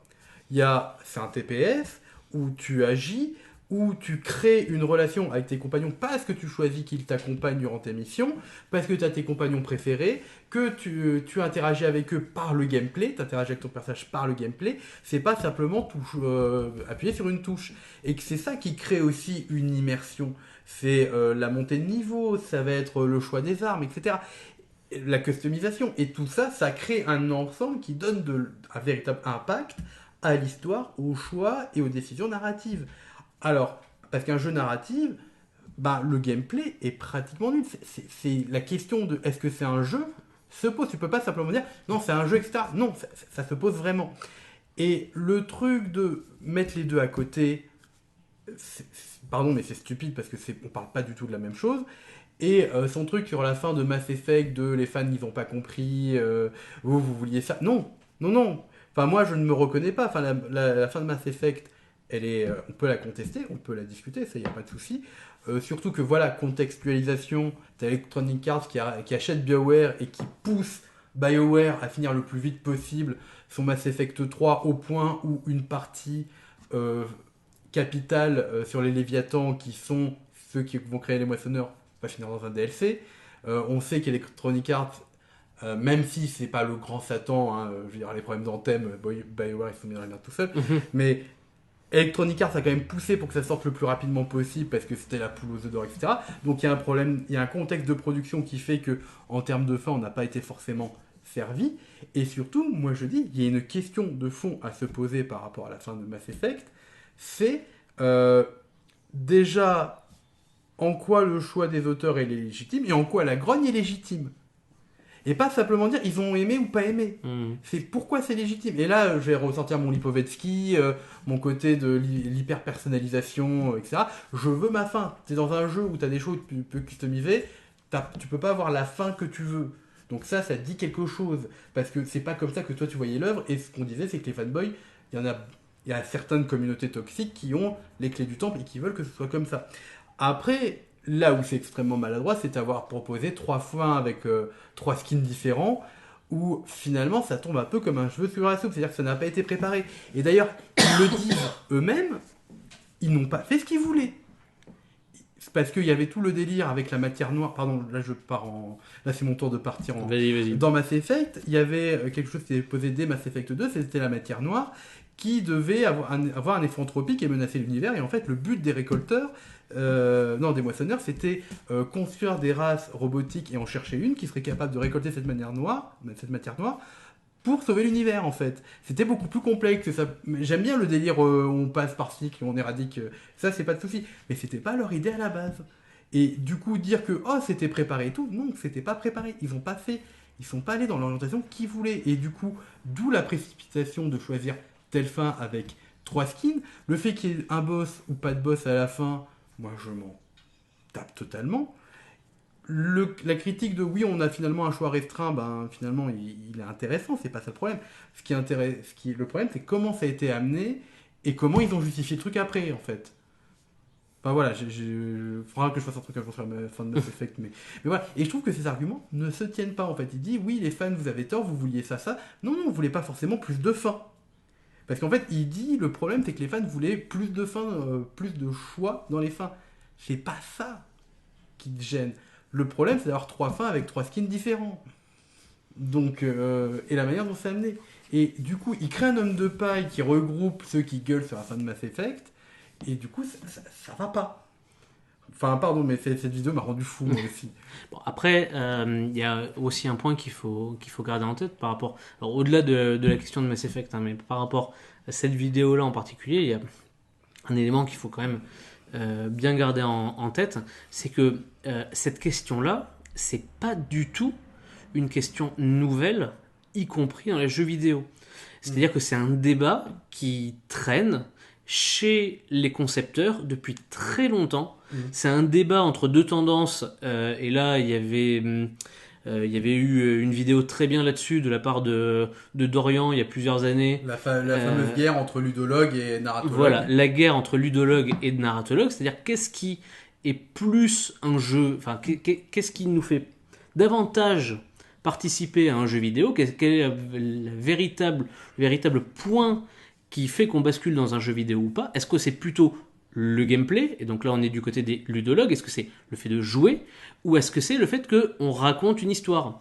Par exemple, je suis désolé, mais dans le tout premier Super Mario Bros, on a peut-être l'illusion d'un choix dans le sens où on ne peut pas revenir en arrière vu que l'écran avance, mais il n'empêche que le fait de choisir d'aller taper dans certains blocs ou pas pour essayer de voir s'il y a du secret, etc., de passer de faire une run complète ou au contraire d'essayer de terminer le plus vite possible en prenant des warp zones, etc., il y a quand même des vrais choix qui passent dans le gameplay. Et donc, dans l'aspect ludologue, il y a du choix. Mais, alors, il peut y en avoir aussi dans l'aspect narratologue, et là, pour le coup, pour dire que c'est pas récent, je veux dire, les jeux d'aventure, les fameux jeux d'aventure LucasArts, on remonte je parle pas de ceux spécialement des années 90, hein, on peut remonter à Maniac Mansion, ou même encore avant, Zack McCracken. On a même eu des jeux français comme Les Passagers du Temps, donc dans lesquels en fait le côté c'était des jeux en point and click, et même avant ça sur Amstrad CPC quand on avait les jeux textuels, en fait il y avait des vrais choix à faire, et là c'était pour le coup l'histoire qui était mise en avant. Donc en fait ça ne tient pas compte de la spécificité du médium. Alors, de la spécificité du médium, et surtout d'interrogations qu'il y a autour de ces spécificités. Puisque c'est toujours pas tranché, ça n'a jamais été tranché finalement, cette interrogation depuis quasiment. Et ça n'a pas forcément à être tranché. Mais il y a certains qui sont plutôt du côté des ludologues, d'autres qui sont plutôt du côté des narratologues, que ce soit du côté des joueurs ou que ce soit d'ailleurs du côté des concepteurs. Et en fait, parler d'illusion de choix. Parce que quel est son objectif là-dedans, dans cette vidéo? Parce que rappelons un élément, il explique. Il dit, je suis un cinéphile, moi ce que j'aime bien c'est le cinéma, c'est l'histoire, et donc j'aime bien les jeux qui me racontent une histoire et où les choix m'impliquent dedans. Très bien, c'est une façon de concevoir les choses, mais c'est pas la seule. Ça veut dire que dès le départ, quand il interroge sur l'illusion du choix, il a un point de vue orienté et il essaie de démontrer pourquoi lui, sa façon de voir les choses, lui qui est plutôt narratologue du coup, pour le coup, est supérieur aux autres. Et encore une fois, c'est là que ça pose problème, parce que un élément aussi infime que la question du jeu, enfin, c'est pas, la question du jeu est une question importante pour moi, mais bref, je trouve que c'est très important de jouer.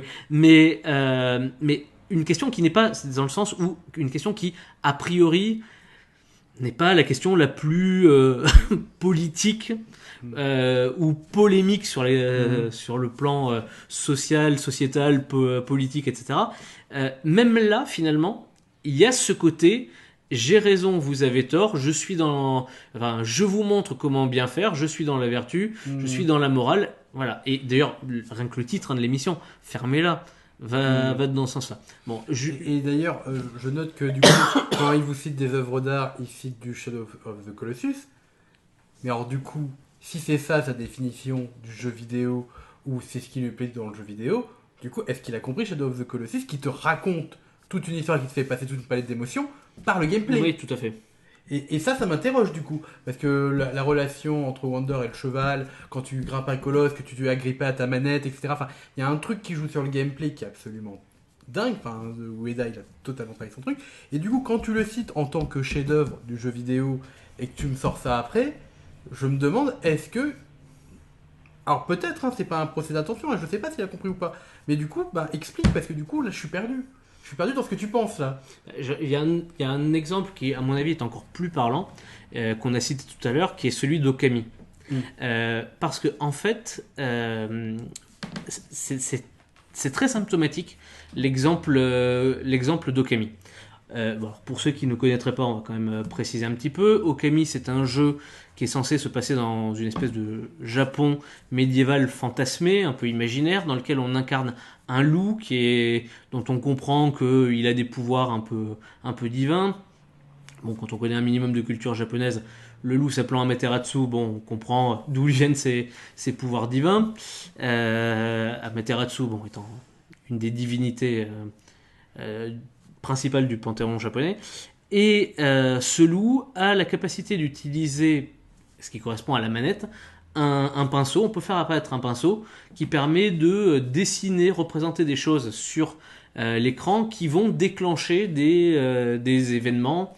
C'est une forme de pouvoir. Après, le loup se joue comme un personnage dans un jeu d'aventure, par exemple comme le Link Loup dans Twilight Princess, mais il y a en plus la possibilité d'utiliser le pinceau.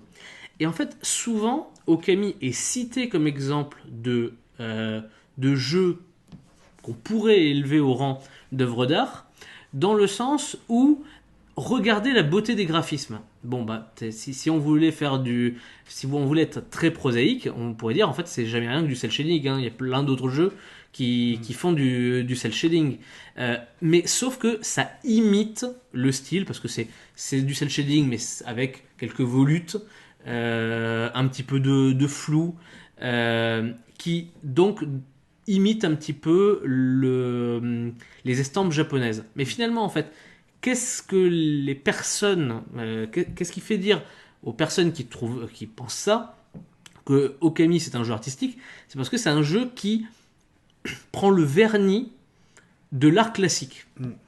L'art classique qui n'est pas du tout, on le disait tout à l'heure, qui n'est pas du tout basé sur l'interactivité. C'est un art qu'on observe, qui est censé nous provoquer, essayer de provoquer des choses chez nous, mais il n'y a pas, on n'agit pas dessus. Alors que il laisse souvent de côté le fait que, mais on a ce pinceau, bon sang. Et ce pinceau, ça fait quoi ? Ça fait le pouvoir de créer en dessinant nous-mêmes dans le jeu et de rajouter quelque chose à l'œuvre. En fait, c'est beaucoup plus là qu'on pourrait dire que le jeu a quelque chose d'artistique, parce qu'en fait, il pousse le joueur, par le gameplay, à créer lui aussi. Alors, créer des choses qui sont orientées, on vous pousse, mais en fait, les personnes qui auront joué à Okami auront toutes essayé à un moment de dessiner d'autres choses que ce qu'on nous propose. Et finalement, le jeu, je pense que les créateurs du jeu sont très contents qu'on fasse ça aussi. Même si il y a une histoire, il y a des rails, ça reste un jeu vidéo, donc il y a une industrie, donc il faut qu'on suive quand même à un moment. Le jeu vidéo parcours. Est une industrie. Ce n'est pas simplement que des artistes indés qui produisent des petits trucs. Malheureusement. Et donc, je pense que c'est presque plus. Si on voulait qualifier Okami d'œuvre d'art, ce serait presque plus à chercher de ce côté-là, du fait de la manière dont ça pousse le joueur à avoir lui-même une expérience créatrice, parce que finalement, si le joueur tente des choses, c'est aussi quelque part avoir une certaine esthétique. Donc voilà. Alors, peut-être pas plus, mais au moins autant que le vernis de culture classique, de l'estampe japonaise. Non, mais par exemple, pour reprendre deux autres vidéos qui iront un peu dans ton sens, par exemple, si tu prends Shadow of the Colossus, pourquoi c'est un chef-d'œuvre ? C'est pas simplement les graphismes, etc. Enfin, quand ils sortent en PS2, les graphismes, il faut cracher la PS2 avec le blow là, qui fait une espèce de brouillard où il y a même des mecs qui sont nostalgiques de ça, qui trouvaient que ça rajoutait. Mais c'est surtout, qu'est-ce que ça peut te faire ressentir dans le gameplay, dans justement ce lien que tu vas créer avec les titans que tu es en train de monter, avec la manette qui tremble et toi qui t'agrippes littéralement à ta manette pour grimper dessus en espérant, en regardant ta jauge d'endurance, etc. Ton rapport avec le cheval qui ne te commande pas, etc. Enfin, il y a tout un truc qui se crée par un truc qui est spécifiquement quelque chose du jeu vidéo. Et je vais prendre un autre exemple parce que j'ai quand même envie de le caler. Et puis, juste avant que tu dises ça, juste aussi un point par rapport à cette question du choix. Je suis désolé, mais quand même dans Shadow of the Colossus, à un moment, le jeu nous amène, aussi par sa narration, à nous interroger sur le fait d'éliminer ces fameux colosses, ces fameux titans. Et malgré tout, on continue quand même. Et il y a un côté aussi déchirant là-dedans. Donc, finalement, c'est effectivement au moins autant par le gameplay. En fait, moi, je pense même plus, mais au moins autant, on va dire comme ça. Ça, c'est un choix c'est une vision personnelle. Mais au moins autant par le gameplay que par l'esthétique, que on a cette impression d'œuvre d'art. Ouais, et alors je vais prendre un autre jeu qui pour le coup peut être qualifié par un chef-d'œuvre par des trucs spécialement vidéoludiques. Bon, c'est ma marotte, c'est Dark Souls. Non, mais quand tu prends le game design, le level design du jeu, ça crée des trucs absolument fous avec un monde ouvert où tout est connecté, où tu vas trouver où dans un labyrinthe tu vas trouver une porte, tu reviens au début finalement, ou alors tu arrives à un endroit, c'était le début, tu pensais pas du tout arriver là, etc. Avec la question de la difficulté, de créer ce sentiment d'oppression, et par la difficulté qui n'est pas surmontable mais qui est simplement exigeante, etc.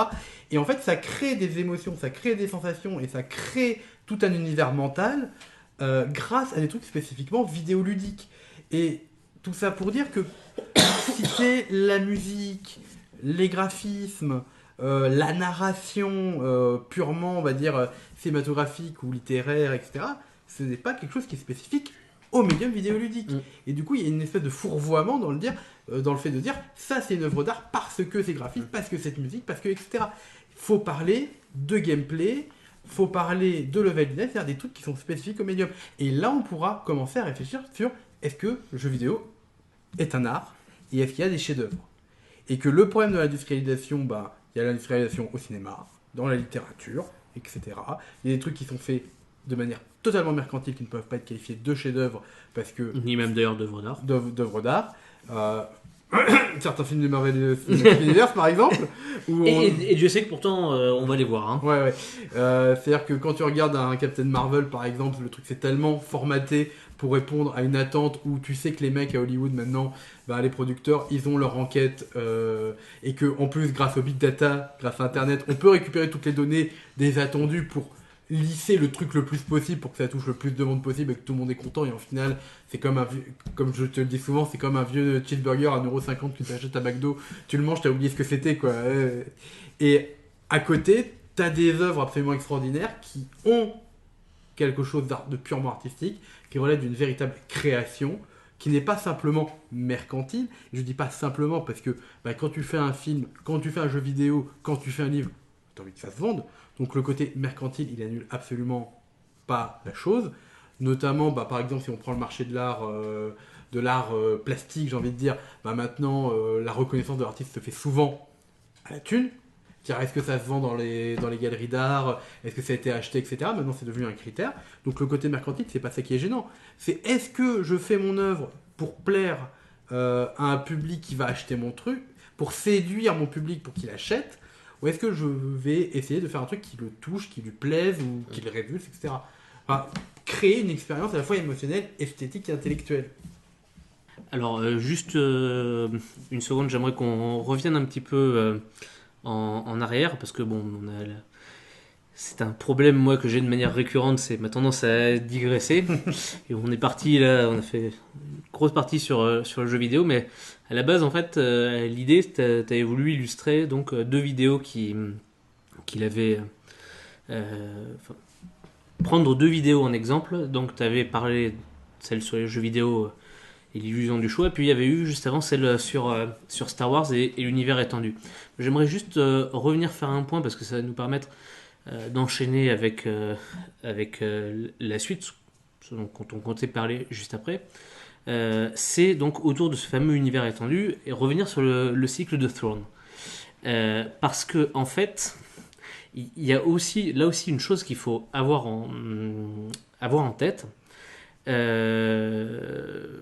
Et là, les plus jeunes, forcément, ça va pas leur parler. Faut être finalement de notre, voire même je dirais de ma génération pour que ça parle. Au moment où le cycle de Throne est arrivé en France, il a été sous deux formes. Non seulement la forme des livres, mais finalement, c'était resté relativement secret, relativement circonscrit comme lecture. Et il y a quelque chose qui l'a davantage popularisé. Sur ta génération. Sur ma génération. Mais ça a permis après de transmettre à davantage. Il y a quelque chose qui l'a encore plus popularisé. Ça a été l'adaptation, justement, alors aux États-Unis en comic book par Dark Horse. Et en France, ça a été traduit, c'est sorti au format album. Et dans une très belle édition. Et pourquoi est-ce que ça a marqué ? Ça a marqué attention, là je parle pas de la manière dont ça a marché aux États-Unis, je parle vraiment de la manière dont ça a été accueilli en France et dont ça a permis en fait de petit à petit être popularisé en France. Et notamment, alors c'est vrai pour les gens de ma génération, mais même c'est vrai pour des personnes qui étaient plus âgées. Et ensuite, ça a aussi facilité la transmission de ce cycle en tant que objet pour certains de culte. C'est qu'en fait, la version comics, qui a été traduite donc au format album, elle était dessinée, donc c'était l'adaptation du scénario de Timothy Zahn, mais ça a été dessiné par Olivier Vatine, qui était un dessinateur français, qui a été demandé explicitement par les Américains. Et Vatine était connu en France pour une autre bande dessinée qui a un côté un peu space opéra, qui est la bande dessinée Aqua Blue.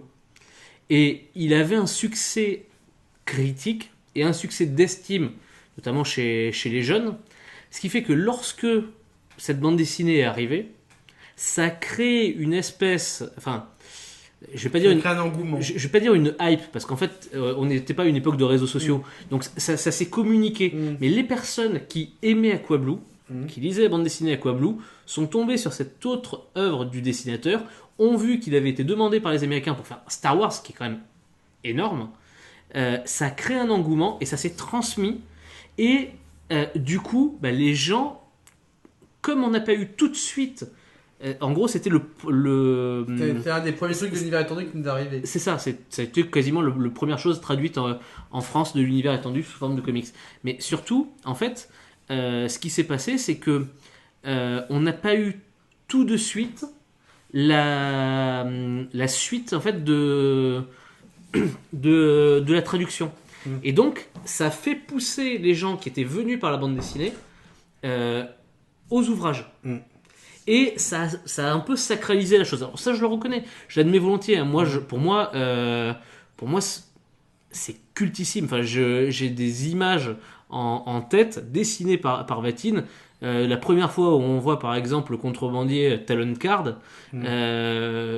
vraiment, enfin, je l'associe aux images de Vatine, ou bien le premier Nogri, le Jedi fou, exactement. Tout ça, Jorus. Lui, enfin, tous ces éléments-là, en fait, je sais que moi, je les identifie comme ça. Donc, je reconnais volontiers, justement, l'aspect fanboy que je peux avoir par rapport à ça, le côté un peu sacralisé qu'il y a dessus. Après, ça veut pas dire que dans mon esprit, c'est forcément ça qu'il fallait adapter en film. Mais ça reste un élément important. Et du coup, arrive la question qui se pose derrière, c'est en fait à qui sont adressées ces vidéos et pourquoi est-ce qu'elles sont faites. C'est-à-dire que derrière, j'ai quand même l'impression, alors là, voilà, il va falloir s'interroger un peu précisément là-dessus, mais j'ai quand même l'impression que on s'adresse à des personnes, on le disait tout à l'heure, dans le public qui suit Michael J, il y a quand même beaucoup de jeunes gens. Je suis pas sûr que finalement il s'adresse réellement à des gens plus âgés, même s'il doit y avoir des personnes plus âgées aussi qui le lisent, mais j'ai par un moment l'impression que certains fanboys qu'il essaie de cibler peuvent être des personnes justement qui ne sont pas de sa génération, qui sont plus âgées, pour essayer de se légitimer. Alors, pour que les choses soient bien claires, moi je pense qu'en fait, et je sais que tu vas me rejoindre là-dessus, je pense qu'en fait, il n'y a pas de personne plus légitime pour apporter quelque chose, ou même faire que ce soit de la vulgarisation, mais même pour s'exprimer sur YouTube. Mais quand on part dans cette logique de vulgarisation, c'est ce qu'on disait au début, c'est important que on soit quand même carré, qu'il y ait une exigence, qu'il y ait de l'exigence derrière, de référence et de la compréhension de l'objet concret. Et donc je pense qu'en fait il n'y a pas à chercher à être absolument légitime ou à délégitimer, je vais y arriver, d'autres personnes pour se donner l'impression qu'on existe. Il n'y a pas besoin de le faire. Le problème, c'est que c'est une tendance, parce qu'il y a une tendance sur YouTube et encore très récemment, Twitter, voilà, au drama. Il y a une tendance à ça, j'occupe la place en montrant que j'ai raison et pas les autres. Et je me clash avec quelqu'un et ça. Alors voilà, après on y reviendra parce que j'aimerais quand même qu'on fasse un point là-dessus. Et pour le coup, là ce sera pour le défendre un peu par rapport à certaines contradictions.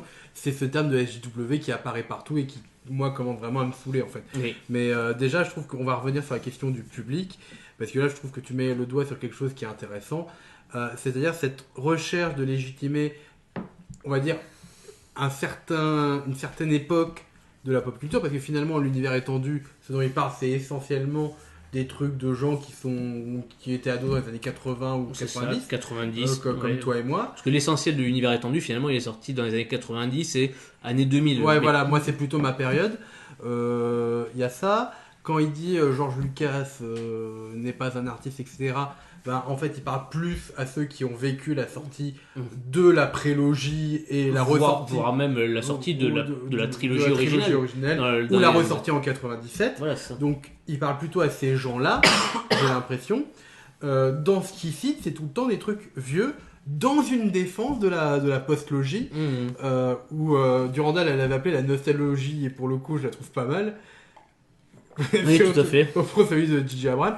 Et en fait, il le défend coûte que coûte, en voulant taper soit sur la prélogie, soit sur des décisions de Lucas quand il fait le truc. Et du coup, effectivement, il y a une espèce de volonté de légitimer une génération par rapport à une autre. Et comme tu dis, il va défendre Civil War. Civil War qui sort en 2013, non, en 2014, 2015, un truc comme ça. Alors que le comics, lui, il sort en 2002, 2003, un truc comme ça. Non, il est sorti en 2006. Je vais revérifier, mais c'est un peu après. Mais il est en pleine période. Il est en pleine période Bush en fait. Ouais. Le comics. Et donc, le comics Civil War ne peut se comprendre que dans le contexte de la période Bush. Et du coup, comme tu le dis, il y a un espèce d'effet de j'essaie de légitimer cette nouvelle frange de la culture populaire qui apparaît récemment, qui se fait bâcher pour de bonnes ou de mauvaises raisons par une autre partie de la communauté. C'est pour ça que je disais d'ailleurs, pour le côté mauvaise raison, c'est pour ça que je disais que pour moi, n'importe qui est légitime. C'est-à-dire que c'est pas parce que on suit des éléments de culture populaire depuis plus longtemps que on est plus légitime. C'est bien quand il y a de nouvelles personnes. Et c'est aussi pour ça que j'ai insisté sur le côté transmission qu'il y avait eu après cette histoire, cette fameuse génération des années 90 qui découvre le cycle de Thrawn avec notamment Vatine et qui transmet ensuite ça aux générations d'après. Je pense qu'en fait cette adaptation par Vatine du cycle de Thrawn, il n'a touché que les gens qui étaient en gros au collège ou au lycée dans les années 90. Mais les autres, pas du tout. Mais il n'empêche que on a pu, j'ai l'impression, malgré tout, faire transmettre au moins sur, par exemple, ceux des années 2000, donc la génération suivante, le goût pour ce cycle-là. Et donc, en fait, l'idée, c'est vraiment d'envisager les choses comme alors attention, ça va être un terme très éducation nationale, mais on est bienveillant, on accueille tout le monde, on vous transmet, on vous fait part de choses qu'on a vues. Effectivement, c'est vrai qu'il y a toujours le danger pour des gens de ma génération de faire un peu les vieux cons, parce que malgré tout, moi j'ai vécu une période où les comics c'était pas bien vu, les mangas c'était bâché, le jeu de rôle quand on en faisait on passait pour des sectes. On a eu le bouquin de Ségolène Royal, la génération des bébés zappeurs. Moi pour le coup j'appartiens à une génération qui s'en est pris de partout à un âge où on se construit. Donc ce serait bien de ne pas faire justement les vieux cons et de faire la même chose avec une nouvelle génération. Malgré tout, il n'empêche qu'à travers Michael J, j'espère que lui, il n'a pas subi ça de la part de personnes de générations précédentes, mais ce serait bien que quelqu'un de sa génération commence pas à avoir l'impression que pour pouvoir exister, il a besoin de, en gros, on va dire tuer le père. Un petit peu de Freud. Ouais. Au Ouais. passage. Alors, tu cites Freud, t'as cité Guernica tout à l'heure, mes élèves, s'ils écoutent, ils vont se foutre de ma gueule. Hein. Mais en plus, il y a cette obsession vraiment de légitimité, c'est-à-dire dire que le jeu vidéo est un art, dire que ça c'est légitime, ça c'est pas légitime, j'ai raison, fermez-la. Enfin, en fait, tout l'ensemble, ça essaie de légitimer la culture geek en général, voire, et si possible, la nouvelle qui est en train d'apparaître sur les rêves de l'ancienne. Et le problème, ça crée des oppositions qui sont un peu qui sont un peu artificielles, ou ça crée des crispations parce que en fait, les trucs ne sont toujours pas maîtrisés, par exemple. Et il y a cette obsession de légitimité qui m'interroge aussi. C'est-à-dire dire que absolument, reconnaissez s'il vous plaît que le jeu vidéo c'est un art, que Marvel c'est du cinéma, s'il vous plaît, que la postlogie, la productrice c'est quelqu'un de compétent, s'il vous plaît. Enfin, et une espèce de supplique de nous on a le droit à notre truc aussi. Et en fait, il faudrait peut-être arrêter ce délire de je veux que mon truc soit légitimé par l'ensemble du groupe, on s'en fout. Oui, ça fait. On s'en tape, je veux dire, on peut discuter, on peut débattre, mais cette recherche de légitimité à tout prix, je pense, elle amène à des biais de réflexion et d'argumentation qui sont dommageables.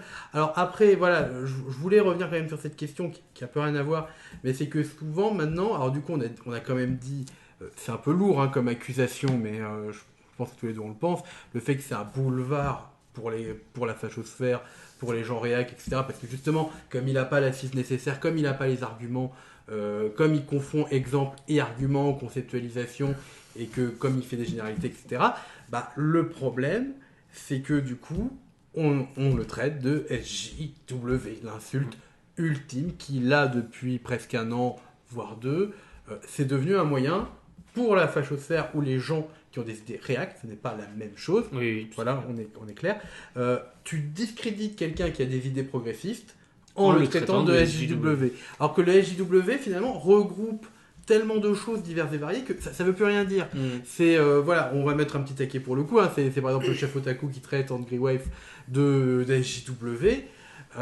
C'est totalement gratuit. Moi, ça ne m'a pas fait rire parce que, en fait, c'était en réponse à une autre vidéo qui était argumentée de 15 minutes. Donc, on répond sur du LOL, de la blague. Bon, c'est un peu Génération Hanouna. Bon, c'est facile hein, comme insulte, mais c'est un peu la Génération Hanouna où tu réponds par la blague, etc. Et où en fait, tu disqualifies l'autre. C'est un SJW, voire un SJW fragile. Surtout que là, pour défendre ceux qui se prennent ça comme remarque, autant tout à l'heure, on disait que par rapport aux vidéos de Michael J, c'était important de savoir recontextualiser les choses. Je veux dire, à un moment, il faut aussi avoir conscience que la notion de SJW, puisque c'est ça au départ, Social Justice Warrior, c'est quelque chose qui est né aux États-Unis, qui n'est pas récent, qui date des années 70, qui date de mouvements de défense, mais qui étaient très différents les uns des autres, qui à un moment se sont plus ou moins regroupés, mais dans les années 70, ça désignait d'une part ceux qui étaient pour la défense des droits des Afro-Américains, ceux qui étaient pour le féminisme, ceux qui étaient pour la reconnaissance des droits des homosexuels. Donc c'était des tendances très variées. Le terme s'est construit déjà à ce moment-là. Il a retrouvé un second souffle par le biais d'Internet, mais ça reste quelque chose, là encore, qui est quand même un mouvement beaucoup plus anglo-saxon, et même pas juste anglo-saxon, même plus spécifiquement américain. Je veux dire, les SJW en France, certes, on a eu des mouvements féministes, on a eu des mouvements de défense, touche pas à mon pote, et pas à mon poste, des mouvements de défense des homosexuels, etc. Act Up, mais ça s'est pas du tout fait de la même manière. Il n'y a pas eu du tout les mêmes crispations qu'il y a eu aux États-Unis. Et pourquoi ils avaient employé ce terme de Warriors aux États-Unis? Parce que justement, c'était un vrai combat. C'est-à-dire qu'il y avait des gens, alors c'est pour ça qu'on l'a revu récemment aux États-Unis, vous avez encore des gens, des suprémacistes blancs qui sont prêts à descendre dans la rue pour en découdre physiquement. En France, les cas comme ça, où on a eu des violences, c'était beaucoup plus exceptionnel. Et c'était quelque chose lié plutôt à des mouvements politiques de général comme 68 C'est ça. ou ce genre de choses. C'était pas sur une lutte particulière, spécifique. Et alors, du coup, on peut dire que voilà, le terme à la base, il y a quelque chose quand même, il est porteur de quelque chose de positif quand même, de combat contre une société réactionnaire qui refuse de bouger sur l'extension des droits d'une partie de la population qui se voit discriminée, etc. Et maintenant, on l'utilise pour soi-disant attaquer toute personne qui a des idées progressistes, en résumant le truc par ils ont des cheveux bleus, c'est des véganes, ils mangent des graines. On dit même d'ailleurs plus souvent qu'ils ont les cheveux roses ouverts. Ouais, sale bande de bobos islamo-gauchistes. Et en fait, le terme finalement ne recoupe plus rien de précis. Ça ne veut plus rien dire. C'est juste devenu un truc disqualifiant pour discriminer, pour tout de suite couper l'argumentation de l'autre en disant t'as un JW, ta gueule. Et puis surtout, c'est intéressant que tu parles, que tu employais le terme de bobo islamo-gauchiste, parce que quelque part, on est dans la continuité de quelque chose qui est un héritage du 19e siècle, qui était le fameux complot judéo-maçonnique ou le judéo-bolchevisme. C'est-à-dire, on est dans cet héritage que l'on a d'une droite réactionnaire française, voire d'une extrême droite, qui va essayer d'amalgamer des choses qui sont très différentes, auxquelles il s'oppose et qui essaie de trouver des termes un peu fourre-tout. Et SJW, c'est devenu le nouveau terme un peu fourre-tout. Et surtout que je trouve qu'il y a une énorme confusion entre la visibilité qu'ont certains agités du bocal qui ne représentent pas une partie d'une communauté. Par exemple, sur le véganisme, hein, on a nos deux préférés, on a JM, le fameux, qui pour moi est un individu absolument détestable, enfin, c'est le totalitarisme de la vertu. Je trouve ça extrêmement grave, il est agressif, etc. Il y a aussi Anso Fruit qui est quand même bien gratiné aussi. Donc là, c'est un peu... Mais il ne représente pas la population végane. Et il ne représente pas l'ensemble de leurs idées. Et il ne représente pas les comportements et les manières de penser de chaque personne de la communauté. Sauf que tu vas te focaliser sur des gens qui veulent focaliser l'attention sur eux. Et c'est vrai que c'est très pervers. C'est que c'est des gens qui sont contre-productifs pour leur cause, qui s'agitent et qui du coup donnent du grain à moudre, encore une fois à la fachosphère, au réac, etc. Parce que c'est des gens qui veulent occuper l'espace, qui gueulent plus fort que les autres, qui prennent toute la parole, et qui du coup on va amalgamer leur mouvement de manière générale et ces personnes-là. Et moi là où je déplore le truc, c'est que du coup, tu penses à JW, tu vas penser aux 2-3 agités vegan ou ce genre de trucs, voire peut-être parfois féministes, ou parfois t'as des excès aussi. Enfin, voilà, après c'est une discussion, c'est un autre débat, mais on se focalise sur ces gens-là et on va faire des généralités. Et encore une fois, voilà, on est encore sur un exemple, une essentialisation. Genre, les végans, c'est tous des agités qui vont faire des attentats ou des actions contre des bouchers qui n'ont rien demandé, etc. Le pauvre petit peuple, voilà, c'est comme ça que c'est monté en épingle par la fachosphère. Regardez, cette féministe, elle veut couper les couilles de tout le monde, etc. Enfin, on est dans un espèce de délire, d'exagération, de caricature, qui est dû parfois à certains membres de certaines communautés, mais qui sont repris par... Voilà, pour dire qu'en fait, il n'y a personne qui a, pour le coup... là, c'est un peu un tort à tout le monde de se crisper sur ce terme de SJW. Oui, je suis tout à fait d'accord. Mais ça dénote aussi quand même une chose, c'est qu'en amont, le risque qu'il y avait, c'est ce qu'on avait voulu essayer de dire, mais j'insiste encore sur ce point parce que c'est quand même très important. Le risque qu'il y a des fois à faire certains raccourcis et certaines essentialisations, même quand on essaie de défendre des idées qui sont très positives, c'est que derrière, c'est un boulevard qui est ouvert pour qu'on vous renvoie dans la figure la même chose. Et du coup, c'est de manière encore pire. Et donc, la raison pour laquelle c'est vraiment essentiel d'être exigeant, d'être précis, etc., c'est justement pour éviter ce type de choses-là. Et c'est ce qu'on peut lui reprocher, en tout cas à Michael J sur ses vidéos, que ce soit des vidéos sur la culture ou sur les vidéos politiques, c'est toujours faire des trucs, c'est le manque de précision à des moments est assez affolant, et en plus il croit être précis. Je vais parler d'un truc que je connais pour le coup. Il a fait une vidéo sur la fin de Game of Thrones. J'ai fait une vidéo sur la fin de Game of Thrones. Sujet que je maîtrise, parce que il y a à peu près, j'ai fait à peu près 3 heures de vidéo dessus sur chaque épisode. Et je le voyais, et j'étais d'accord avec certains de ses arguments. Mais le problème, c'est qu'à un moment, il dit non, mais je vois pas en quoi la raison est rushée. Les producteurs l'ont dit.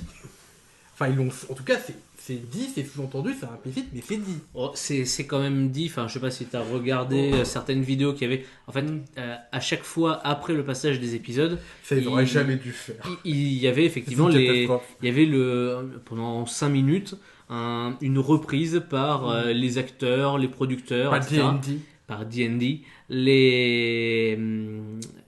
qu'est-ce qu'on a voulu faire à travers cet épisode, qu'est-ce qu'on a voulu dire. Et je suis désolé, mais si vous avez vu ces vidéos-là, vous vous rendrez compte qu'en fait, effectivement, ils le reconnaissent que ça a été rushé eux-mêmes. Et du coup, dire que la fin de Game of Thrones n'est pas rushée, bah, il y a un manque de recherche, il y a un manque de précision. S'il avait bien regardé les trucs, et bon voilà, et je trouve que la vidéo, pour le coup, elle est symptomatique de tous les problèmes de ces vidéos, c'est-à-dire on gueule sur les fans, mais en fait on comprend pas pourquoi ils gueulent, on n'essaye pas d'analyser le pourquoi, on fait juste des constats, on fait des comparaisons genre et regardez, nous on a déjà vécu ça dans Full Metal Alchemist et au moins on avait eu de la chance parce que au moins ils avaient préparé le truc, ou alors regardez la fin de je sais plus quelle série, mais bref, c'est faire des comparaisons qui n'ont pas de sens, tu perds finalement la signification du truc, et de temps en temps tu as des arguments avec lesquels tu es d'accord, mais en fait la manière dont ils sont amenés sont tellement maladroits, tellement confus, bah tu as envie d'être contre en fait. On conclut. Ouais, on conclut. Bon, en tout cas, je pense qu'on a dit pas mal de choses et on est presque à 2 heures de vidéo, donc on va arrêter sur ça. J'espère que cela vous a intéressé et que cela vous a plu. Je remercie mon invité qui, je pense, risque de devenir un régulier, en tout cas pour l'instant, du professeur Dramax. Voilà, alors donc on rappelle, il n'y a pas de clash, il n'y a pas d'attaque personnelle, mais ça nous semblait important de poser cette question à la fois de la vulgarisation qui, à mon avis, reviendra, ça risque de revenir. qui risque de revenir, et de poser voilà, le problème qu'on a avec Fermela et Michael J, à la fois d'un point de vue politique et culturel, parce que c'est pour moi une chaîne qui est contre-productive par rapport aux objectifs qu'elle se fixe. Bon, je tiens quand même au passage à m'excuser auprès de toi, professeur Magex, pour avoir un petit peu trollé. Si j'ai parlé de Guernica, c'est parce que ça me paraissait être quelque chose d'immédiatement identifiable par tout le monde. Et pour Freud, c'est sûr, j'ai fait exprès de passer par là. Donc, je m'excuse aussi auprès de tes élèves. Bon, bah, on dit au revoir à tout le monde. Okay, et à la prochaine. Et à la prochaine.